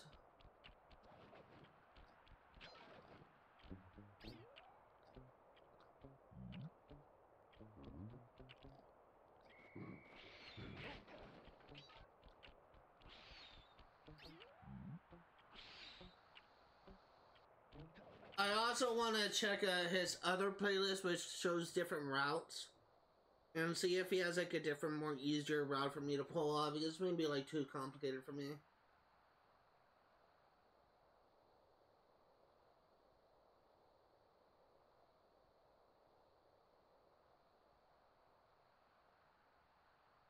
Just give me a moment. Just want to see if he does the same thing in this route, or if he does something different.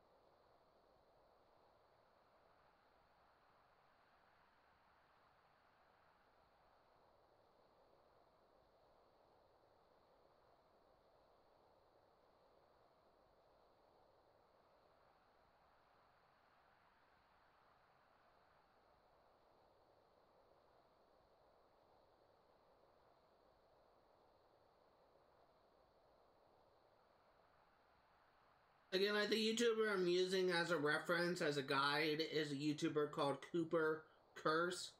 COOPERCURSE.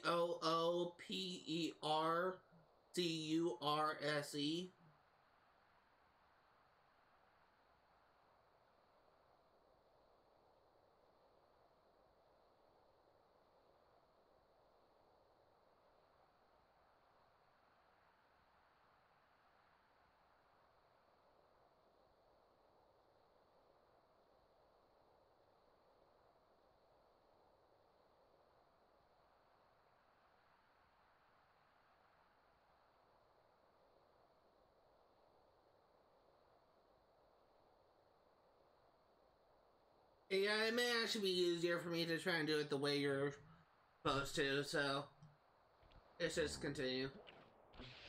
I'm not gonna try that thing again. Clearly, I'm not good enough. I can probably do it if I had more time, but I don't want to waste viewers' time, so we're just gonna do this legit.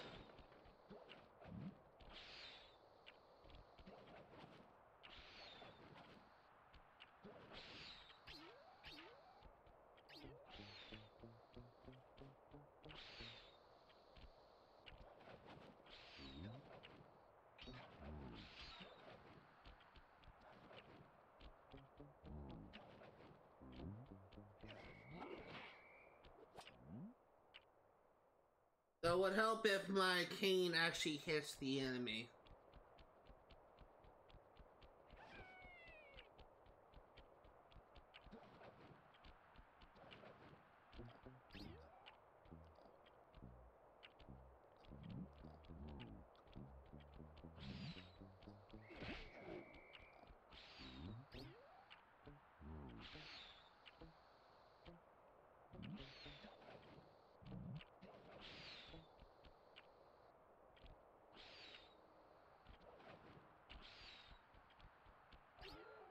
God damn it. It's not like an area where I wanted to trigger an alarm. I can maybe, like, I can survive triggering an alarm in a later area, but not that one where I need to, like, go through it relatively slow.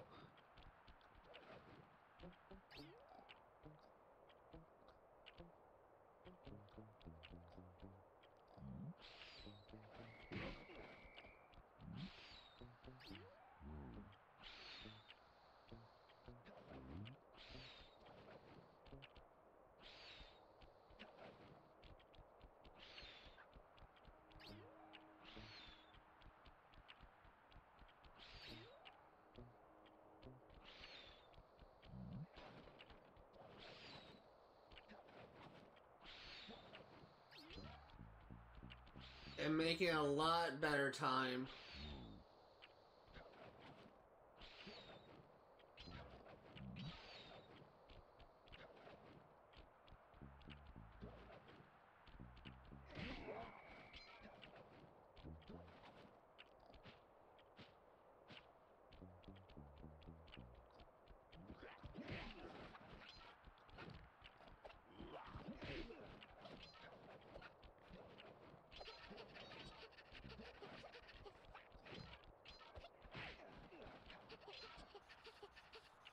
Okay.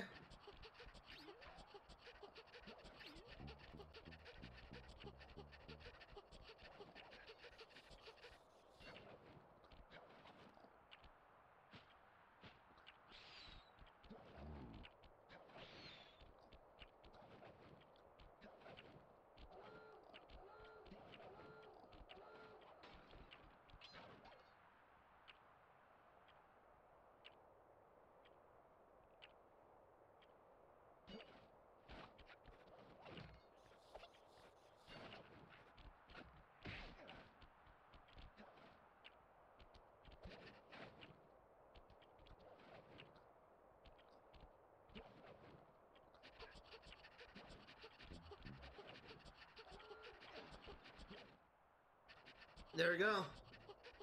And now we don't have to listen to Chihuahua Girl anymore. World's most annoying superhero. I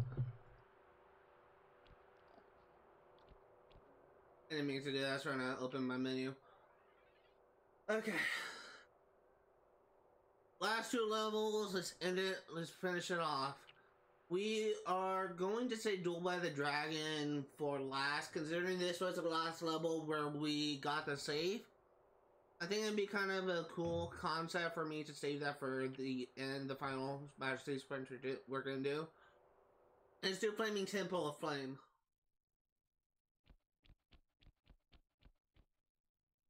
Give me one more minute while I look up a review, see if there is any shortcuts I can take.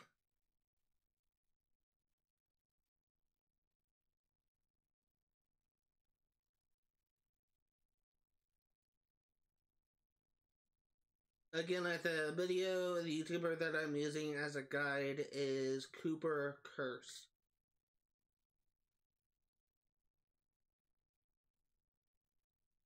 I think it's just something I'm gonna have to do legit and just try and be fast and efficient.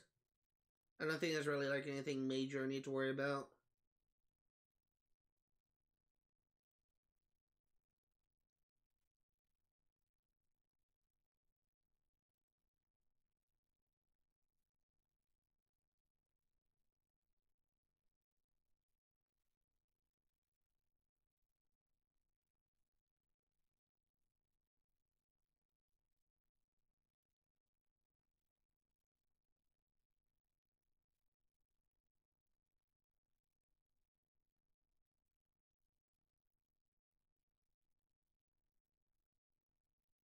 So far, it's just playing the level as normal.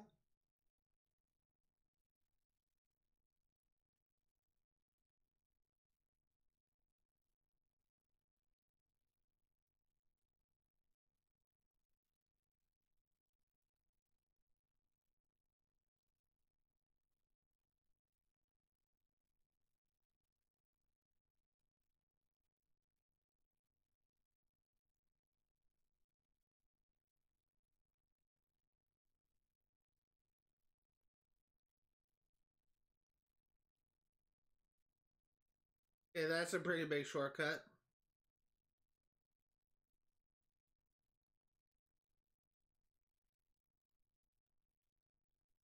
Yeah, okay. Just need to go fast. No big secret here. There's really only one shortcut I need to worry about, but that's it.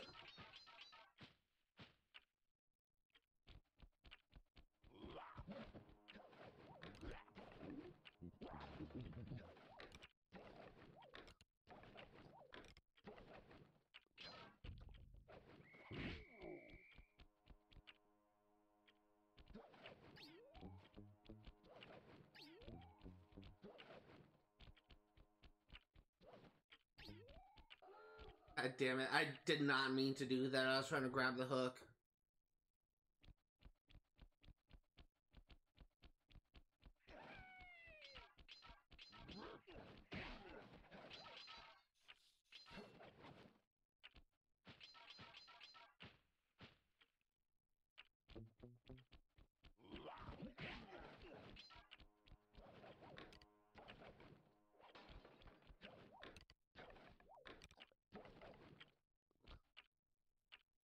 Once again, we are having the same issue we had when we were playing this, going for all bottles.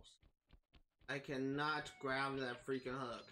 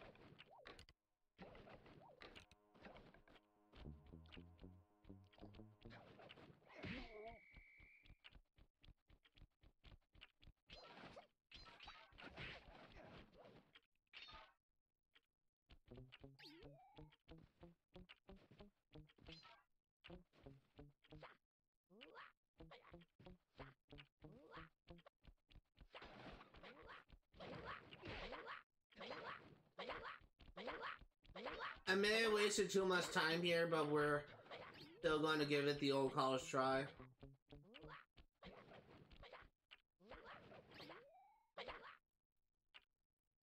And I feel like we lost it there.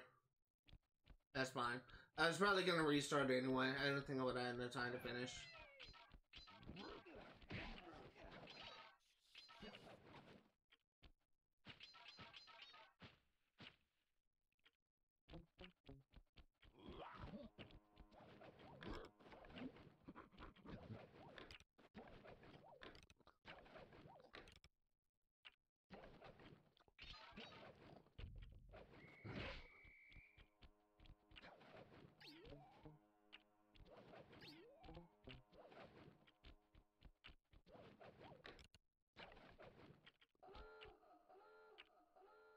It's really those hooks that keep on getting me.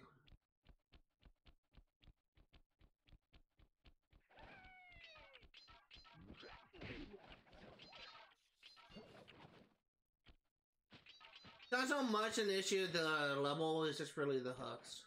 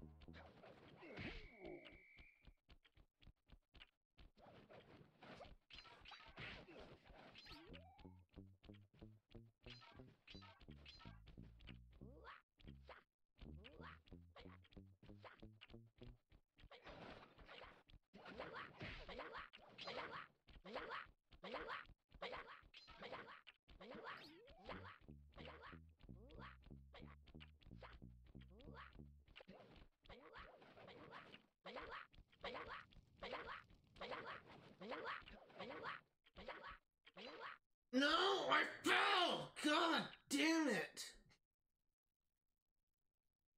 Oh, God, this level fucking sucks. I'm pressing circle.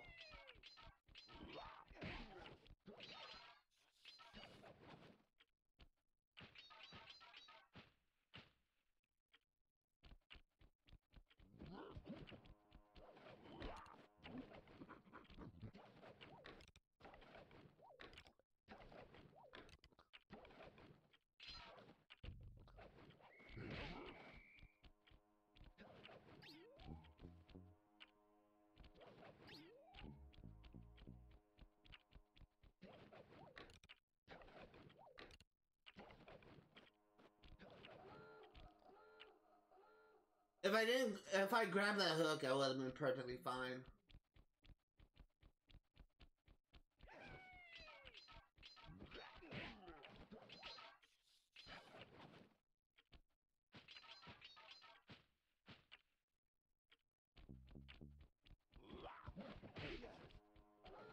Damn it.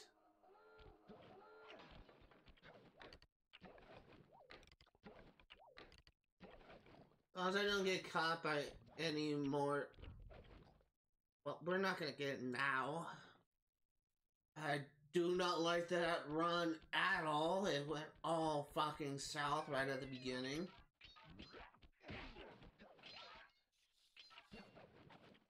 This is kind of a long level, and there's pretty much only one shortcut I can reliably take.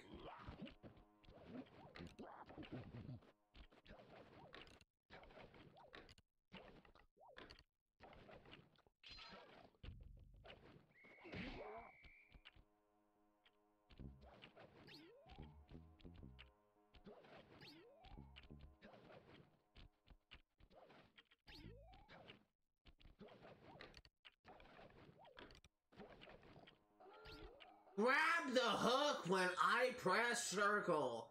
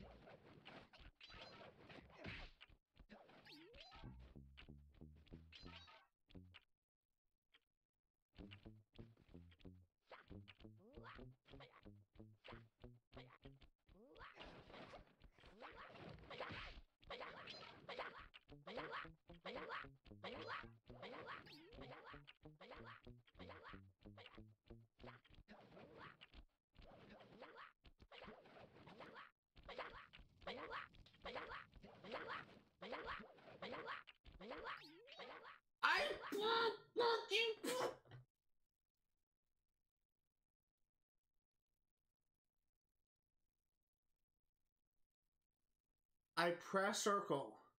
He hovered along the ledge for a split second, and then he dropped. Why? Why is that a thing? That wasn't on me. That was a freaking game. I don't care what anyone says. The game just screwed me.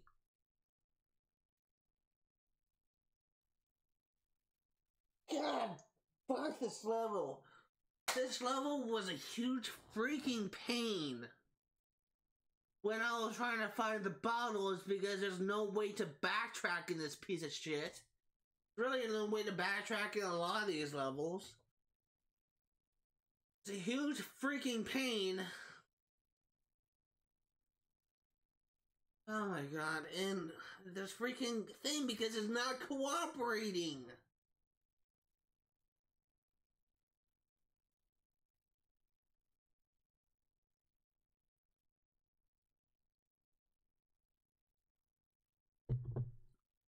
If Sly just did what I told him, if he grabbed the hooks when I press circle, if he shimmies along the ledge when I press circle, we may already be done with this shit by now. Like, this game has a huge response issue. Half the time when you press circle and you want Sly to do something, he doesn't do it. There's a huge problem in this game, and I hope it's fixed in later games. And I swear to God, if this is becoming a major freaking issue, and Sly Cooper 2, Sly Cooper 3, Sly Cooper 4, and this shit was never addressed, I'm honestly going to be pissed off. I'm giving this game the benefit of the doubt because it's the first game. For all I know, like, these issues will be completely ironed out in Slide 2. But this is a huge issue, and I'm getting tired of this shit. Slide never does, I swear to God, like 90% of the time whenever I try and tell Slide to do something, he doesn't do it. This game has a huge control issue. It honestly could have been much better.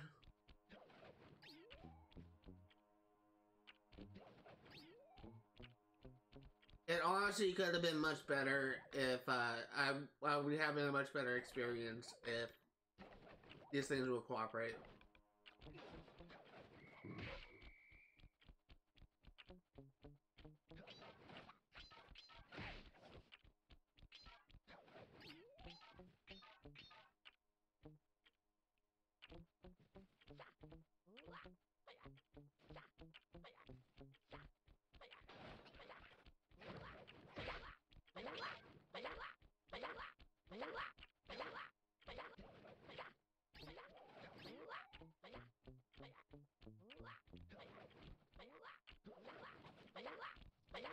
Hey, you gonna do what I tell you to do now, Sly?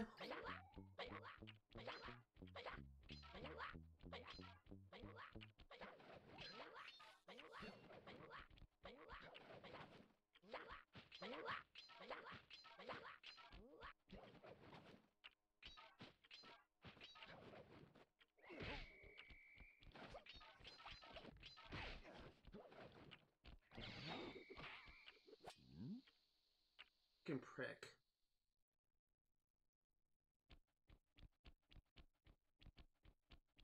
One time I made it past that.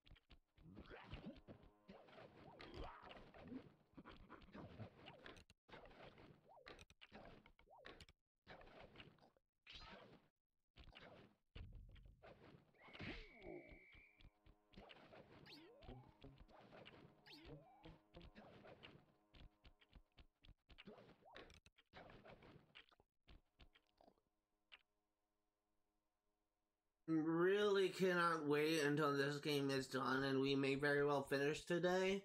We do have 2 more hours left in the stream, but at this point, this game has long since tried my patience. I essentially have no more patience for this game, and I'm really been at my limit for the past 2 streams. These Master Thief sprints has exhausted, like, all the patience that I have. Like, at this point, I just want it to be done. I want to move on to other things. I want to play games that I think I'll have more fun. I'm just freaking done with this bullshit. I'm literally reaching a point.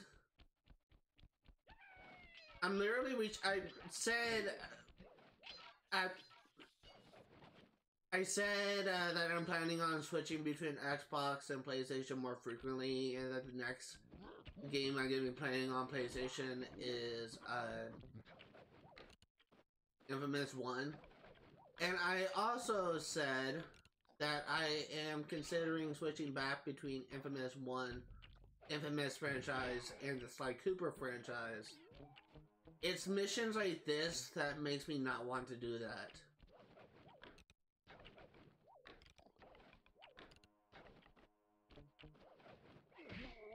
It's missions like this that really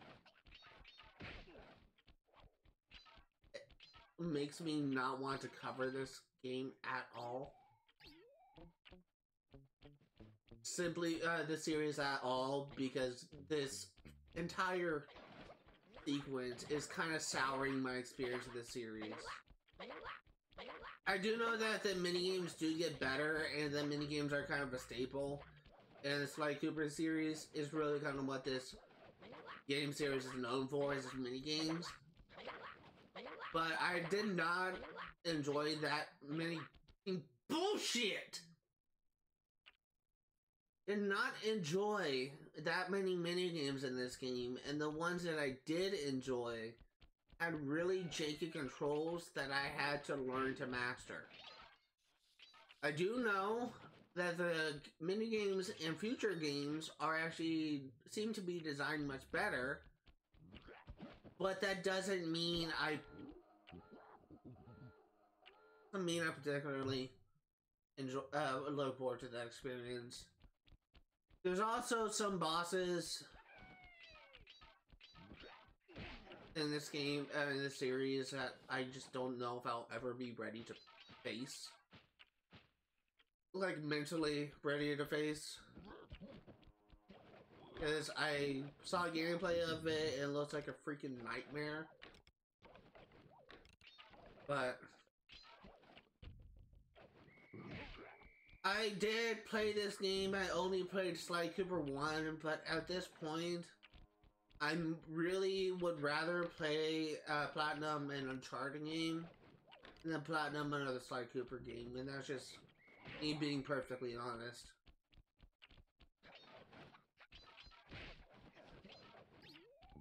In fact, I may even do that.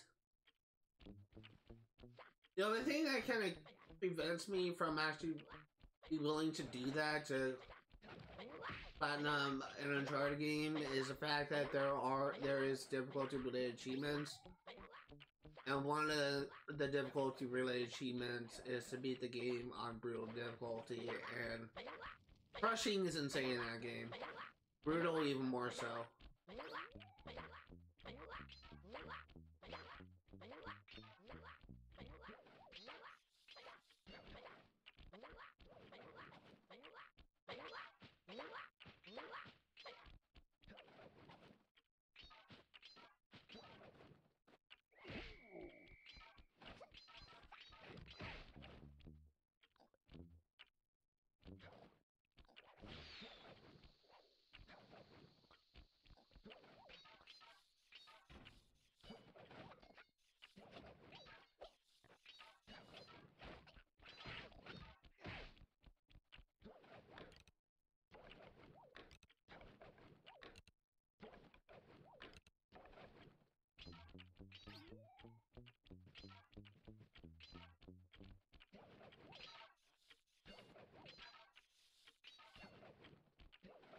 You need to be faster, but we're close. You just need to be faster.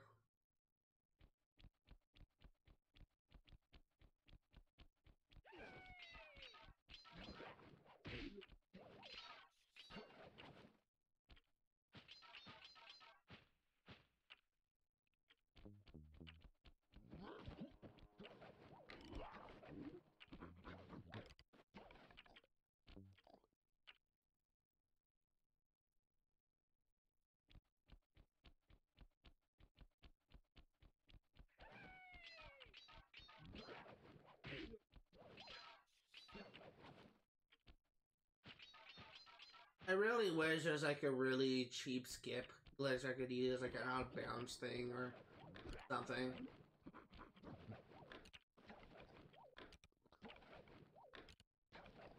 Just to make this experience just a little bit more bearable.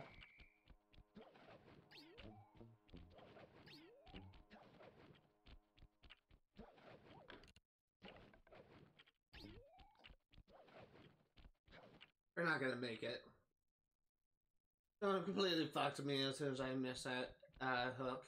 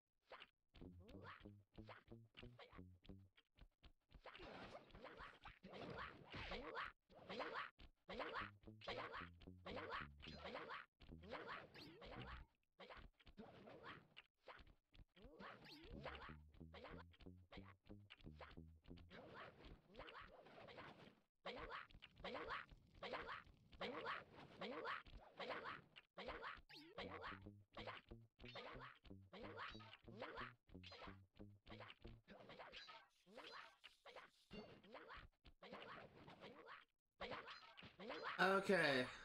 Who's up for round 2?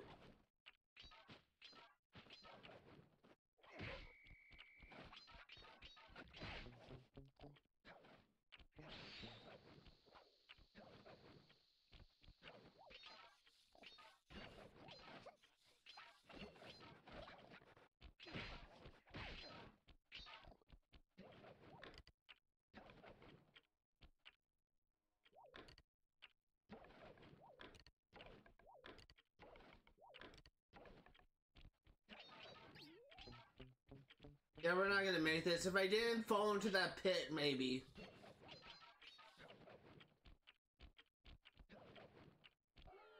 Maybe if I didn't fall into that pit, I might have had a chance of making it.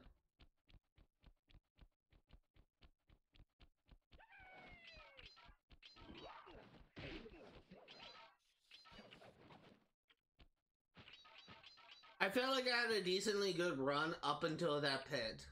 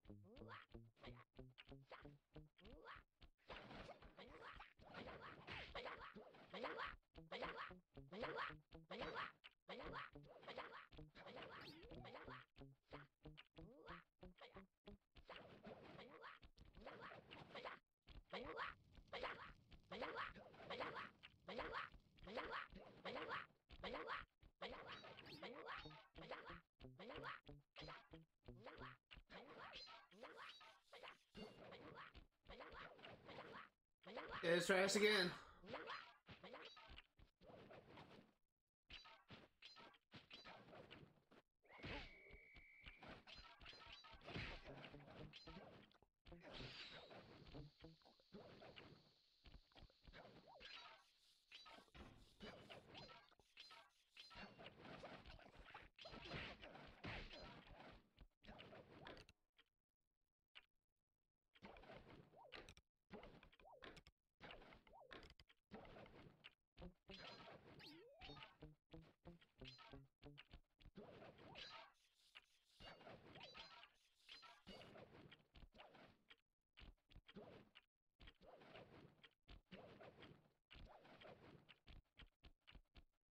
Oh! How close was I? How close was I? I have to know this. How close was I? Oh my god, I have to know. I have to know.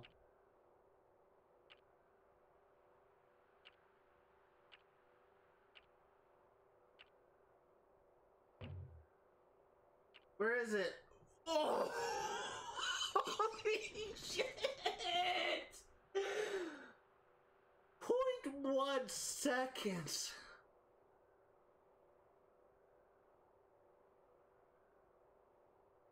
Dude, you cannot get closer than that. You cannot get closer than that. That is insane. That is insane. Holy shit. Holy shit. Wow. Dude, 0.1 milliseconds.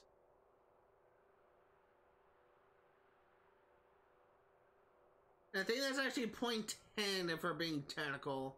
I think technically 0.1 is, the way I'm thinking of it is 0.01. That is insane. Holy shit.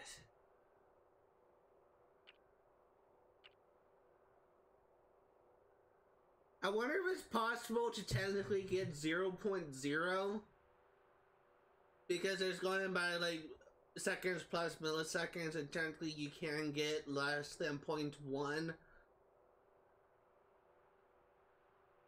But considering that it only registers 1 decimal point over, makes me think that you can't. But it does make me wonder if it is possible, because technically you can't get less than 0.1. You can actually get much less than 0.1.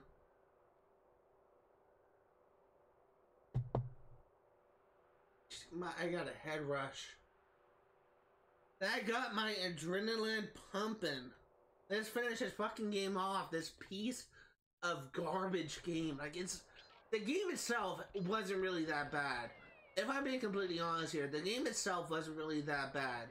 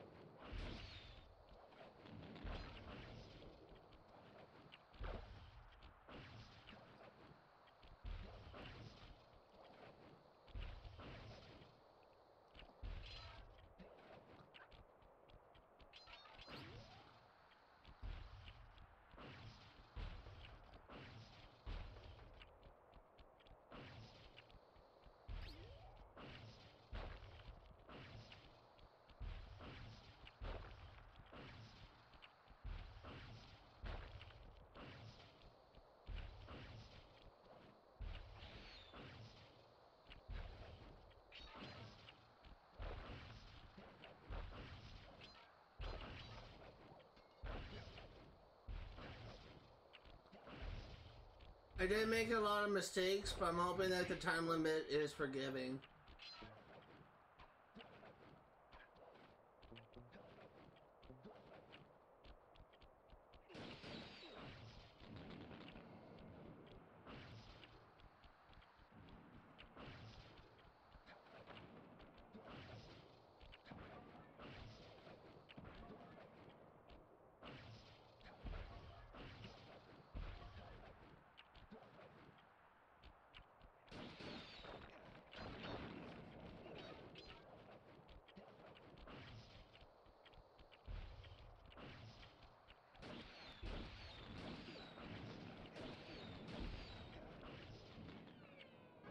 Well, if I didn't make those mistakes, I may have been able to make it, if I'm gonna be perfectly honest here.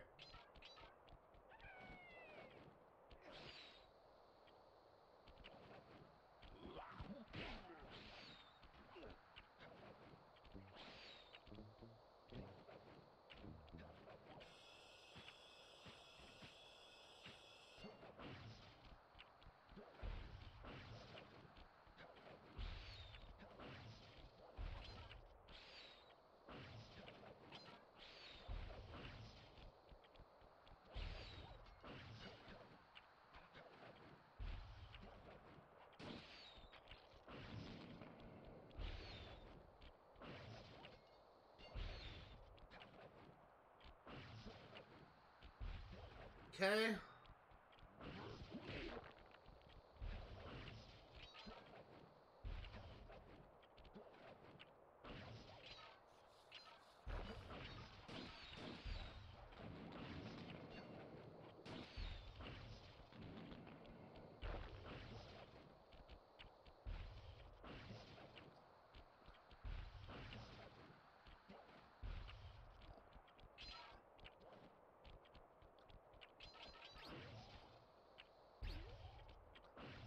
Okay, you need to shimmy along the edge slide, not fall into the pit.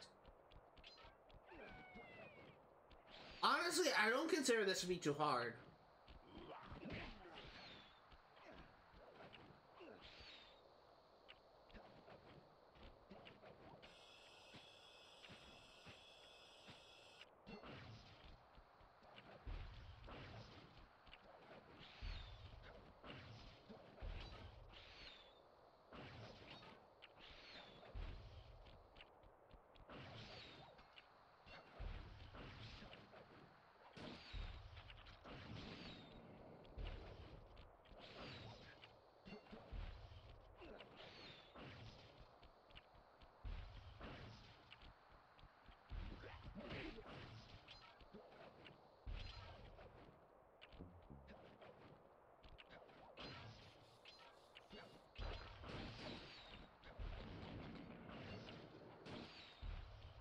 I feel like I've been making great time so far. Like in most of these runs, I felt like I was making great time. Obviously, I made a lot of mistakes. That kind of caused me to restart.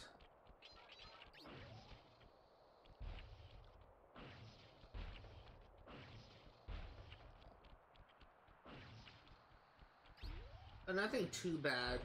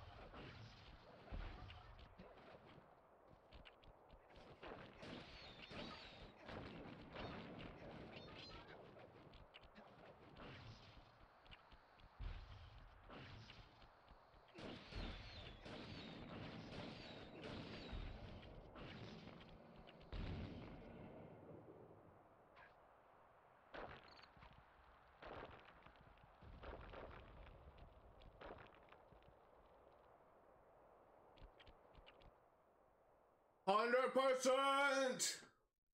100%! Fly, you've beaten all the Master Thief sprints and unlocked all the designer's commentary. Check out this fascinating behind-the-scenes movie. Oh, that's nostalgic.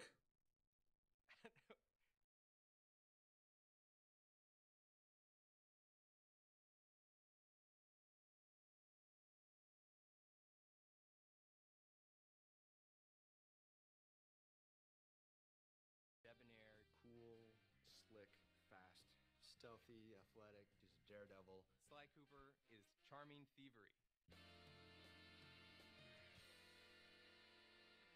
We started with the idea that we wanted to do an action game where the primary character was a thief.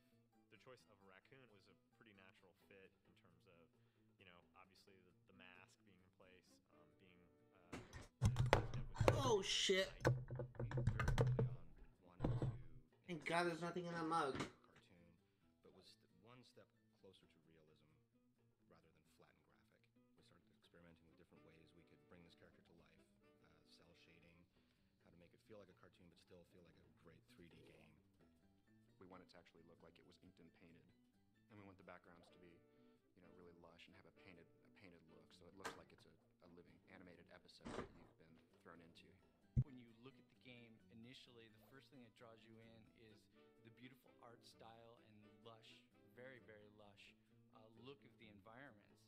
But when you actually play the gameplay itself is lush as well.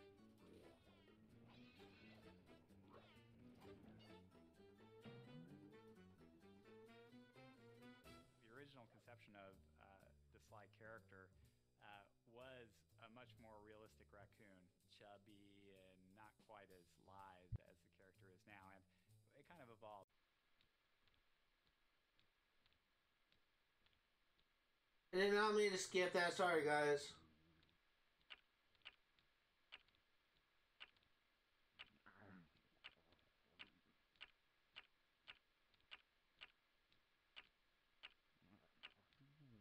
I think this is the one that I reset. I'm sorry I skipped it. I'm trying to figure something out real quick, so just give me 1 second.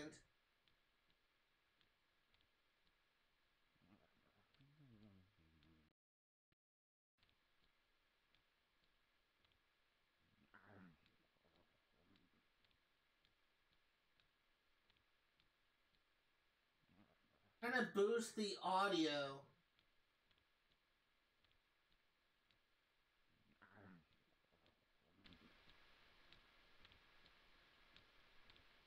Okay, let me try running this again because I have actually noticed That my audio is not as clear as it could be. So let's get this better.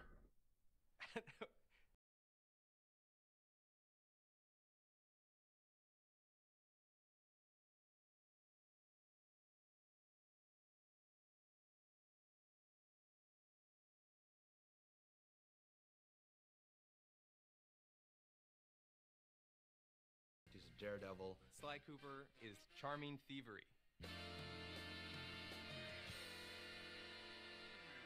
We started with the idea that we wanted to do Dumbass dog. an action game where the primary character was a thief. The choice of a raccoon was a pretty natural fit in terms of, you know, obviously the mask being in place, being, as Dev would say, a creature of the night. We very early on wanted to make a game that looked and felt like a cartoon, but was one step closer to realism rather than flat and graphic. We started experimenting with different ways we could bring this character to life, cell shading, how to make it feel like a cartoon but still feel like a great 3D game. We want it to actually look like it was inked and painted, and we want the backgrounds to be, you know, really lush and have a painted look, so it looks like it's a living animated episode that you've been thrown into. When you look at the game, initially, the first thing that draws you in is the beautiful art style and lush, very, very lush look of the environments. But when you actually play the gameplay itself is lush as well.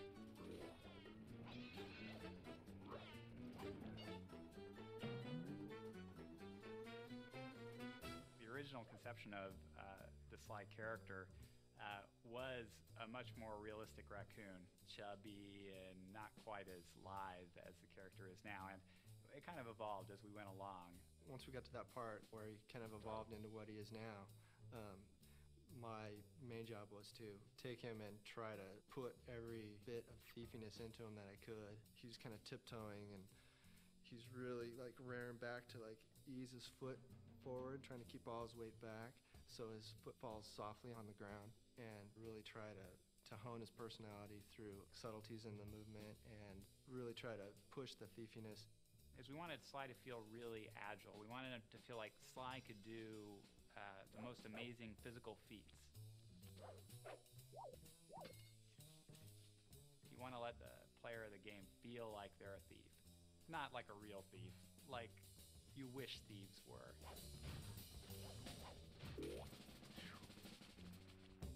Sly Cooper's story is really cool. He comes from a long line of super raccoon thieves. And the source of their kind of thieving greatness is this book called the Thievius Raccoonus. It's this incredibly valuable heirloom that is stolen from Sly's family when he's very young. He has come of age, and now he feels it's his noble duty to take back the Thievius Raccoonus. Sly has two buddies, Bentley and Murray. Bentley provides a lot of the plans for their missions. He does a lot of things that are very important for Sly to complete his missions. Murray has a huge case of Sly envy. He wants to be Sly in the worst possible way, and he has absolutely none of the capabilities to do it. A hero's only as good as his villains. We wanted to create villains, you know, making them dangerous, making them menacing, making them goofy, just giving them as much personality as Sly Cooper.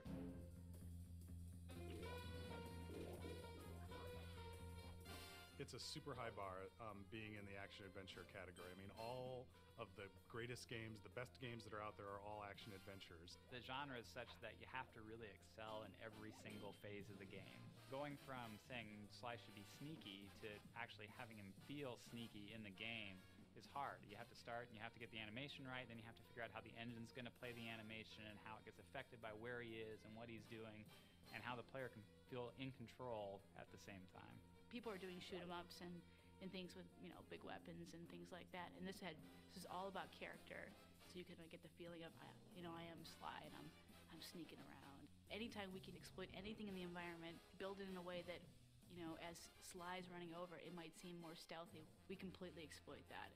And our golden rule is whatever is thiefier wins. If you want to make a game that looks different, the PS2 gives you the opportunity to do that. As a programmer, it has a ton of tools for solving all sorts of different types of technical problems. A big focus for us has been in getting our tool set to the point where the artists were really unconstrained. Artists will come to us with, they want the game to look this way, or boy, can we have a line around all the characters, the cell shading that we do, or how can we do the lighting models so that things that are bright have certain colors on them. And they have a lot of really cool ideas, and I and the other people on the programming team work on trying to get the technology put in place so that we can make those ideas happen. What we were able to do was put together our own lighting algorithm in the vector units and then do the same thing for the cell borders that we put around all our characters. We could get it to all run super fast and have it all look different than other games. That was really our goal from the start, was to have a game which looked different. It's been an interesting process building a team to build a game like this. It's been great working with such a dedicated group of people. I've never worked with a group I think as hardcore as this. It really does require unbelievably talented artists, unbelievably talented programmers, and unbelievably talented designers. How you doing?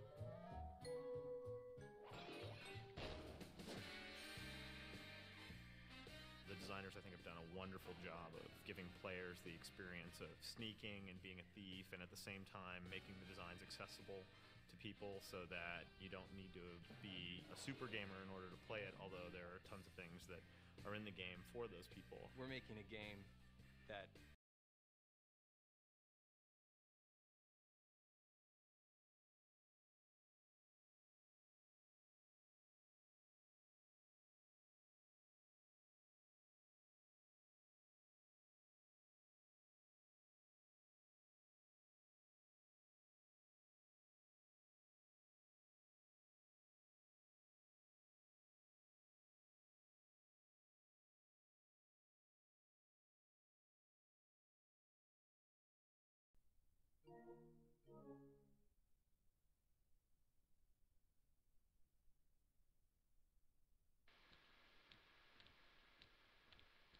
So, one thing that I do want to say, and I don't know if this is going to be an issue, possibly it will, but one thing I do want to say is, Sly Cooper and Thievius Raccoonus does have licensed music, is licensed by a third party.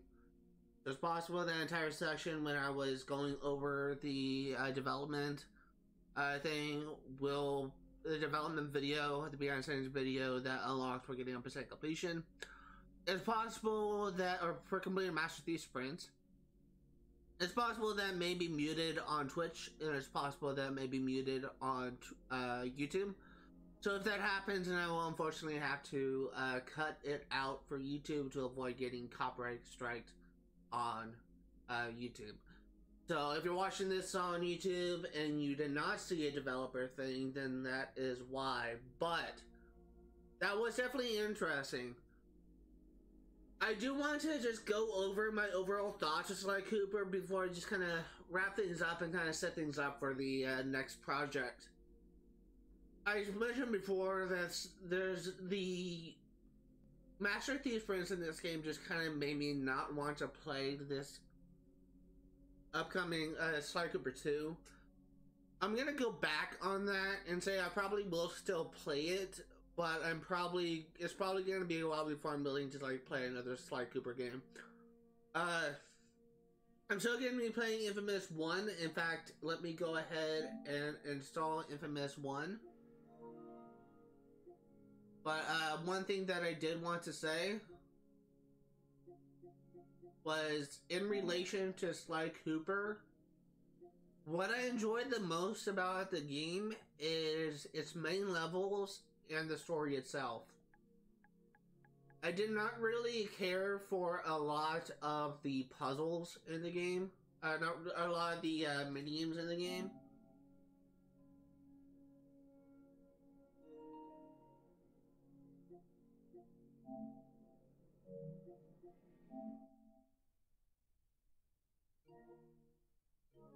And I did not care for the, I'm just loading this just so I have it on my queue so I don't have to delete it. install it. I think the game's strongest point is its story and its main levels with the thing. I think the game struggles with the side modes, with the mini games, and with the things, but it's definitely a start.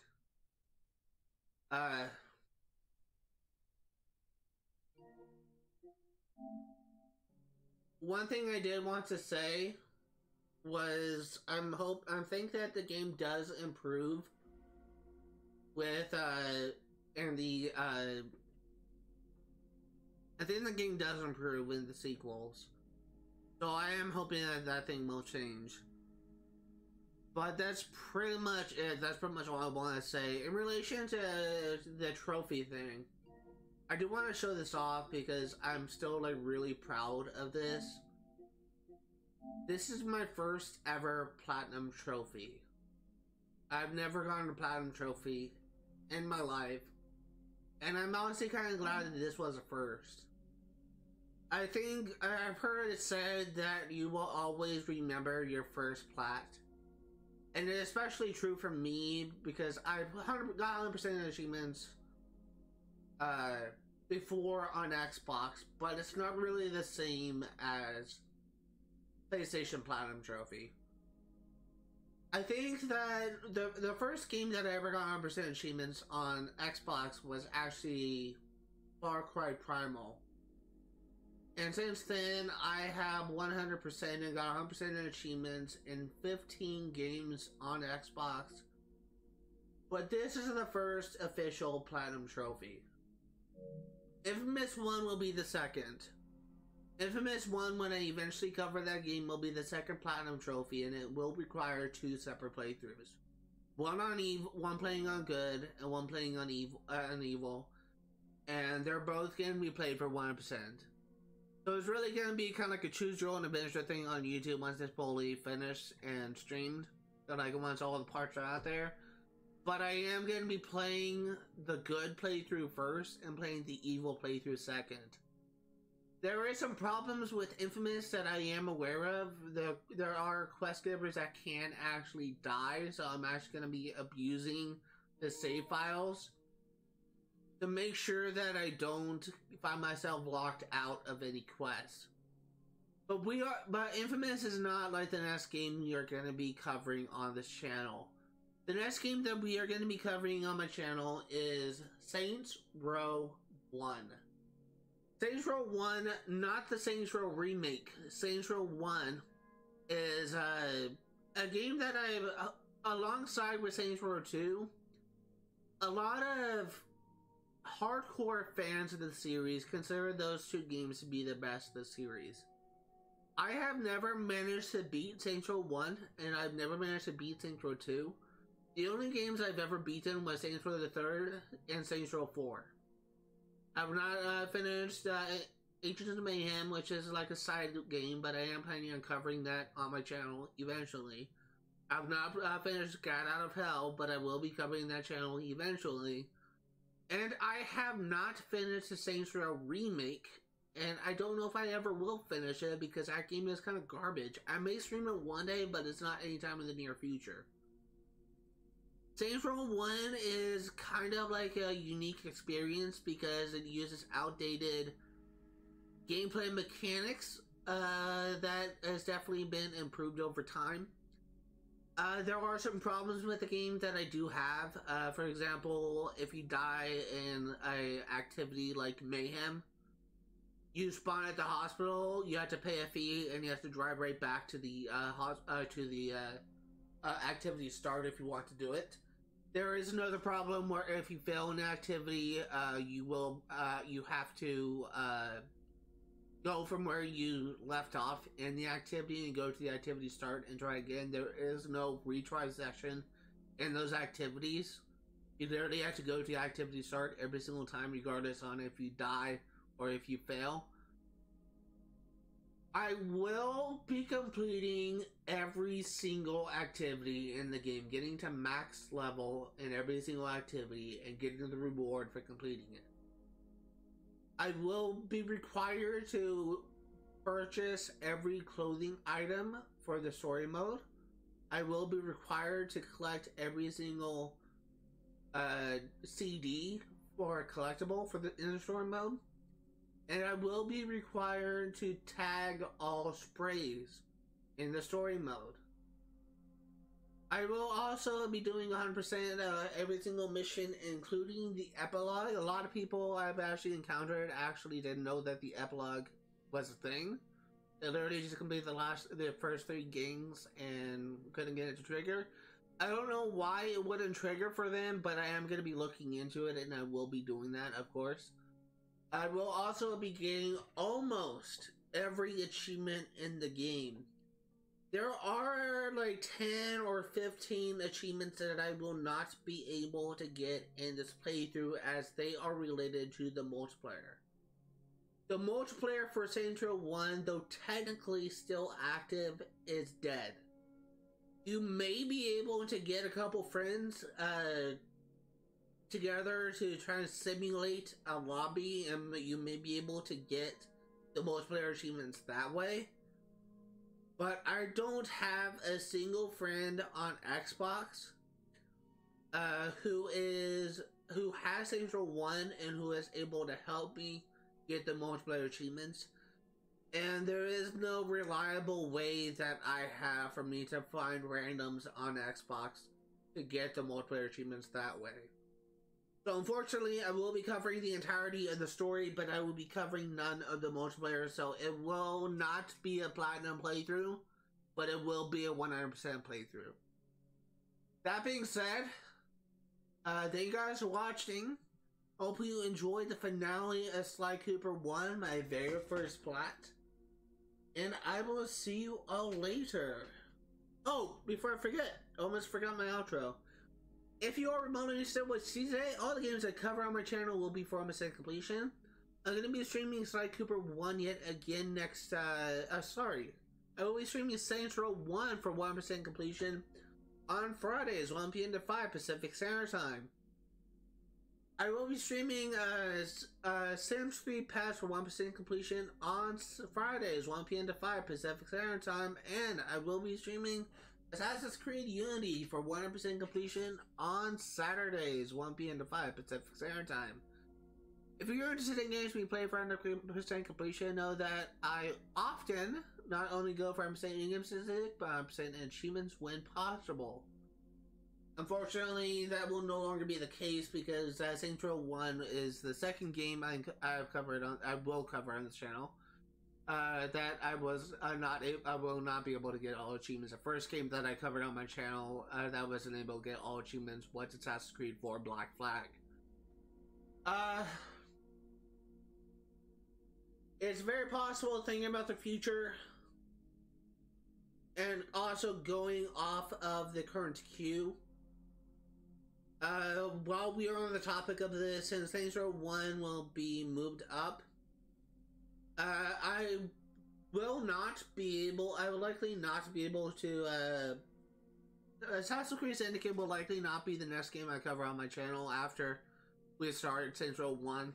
So I will be adjusting the things, but Infamous 1 will for sure be the next game on the queue. And following that will be Assassin's Creed Syndicate.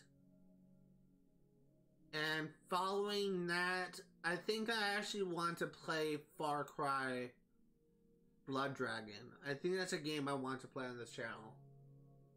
So I'm definitely gonna, I don't know, in my opinion, I think that I may be playing, it may be a while before I cover another PS5 game in because I have a lot of large projects on the horizon. And I am not currently sure how long it's going to take for me to finish those up, so I'm just going to play it by ear. But for right now, the updated queue will be Infamous 1, Assassin's Creed Syndicate, and Far Cry Blood Dragon.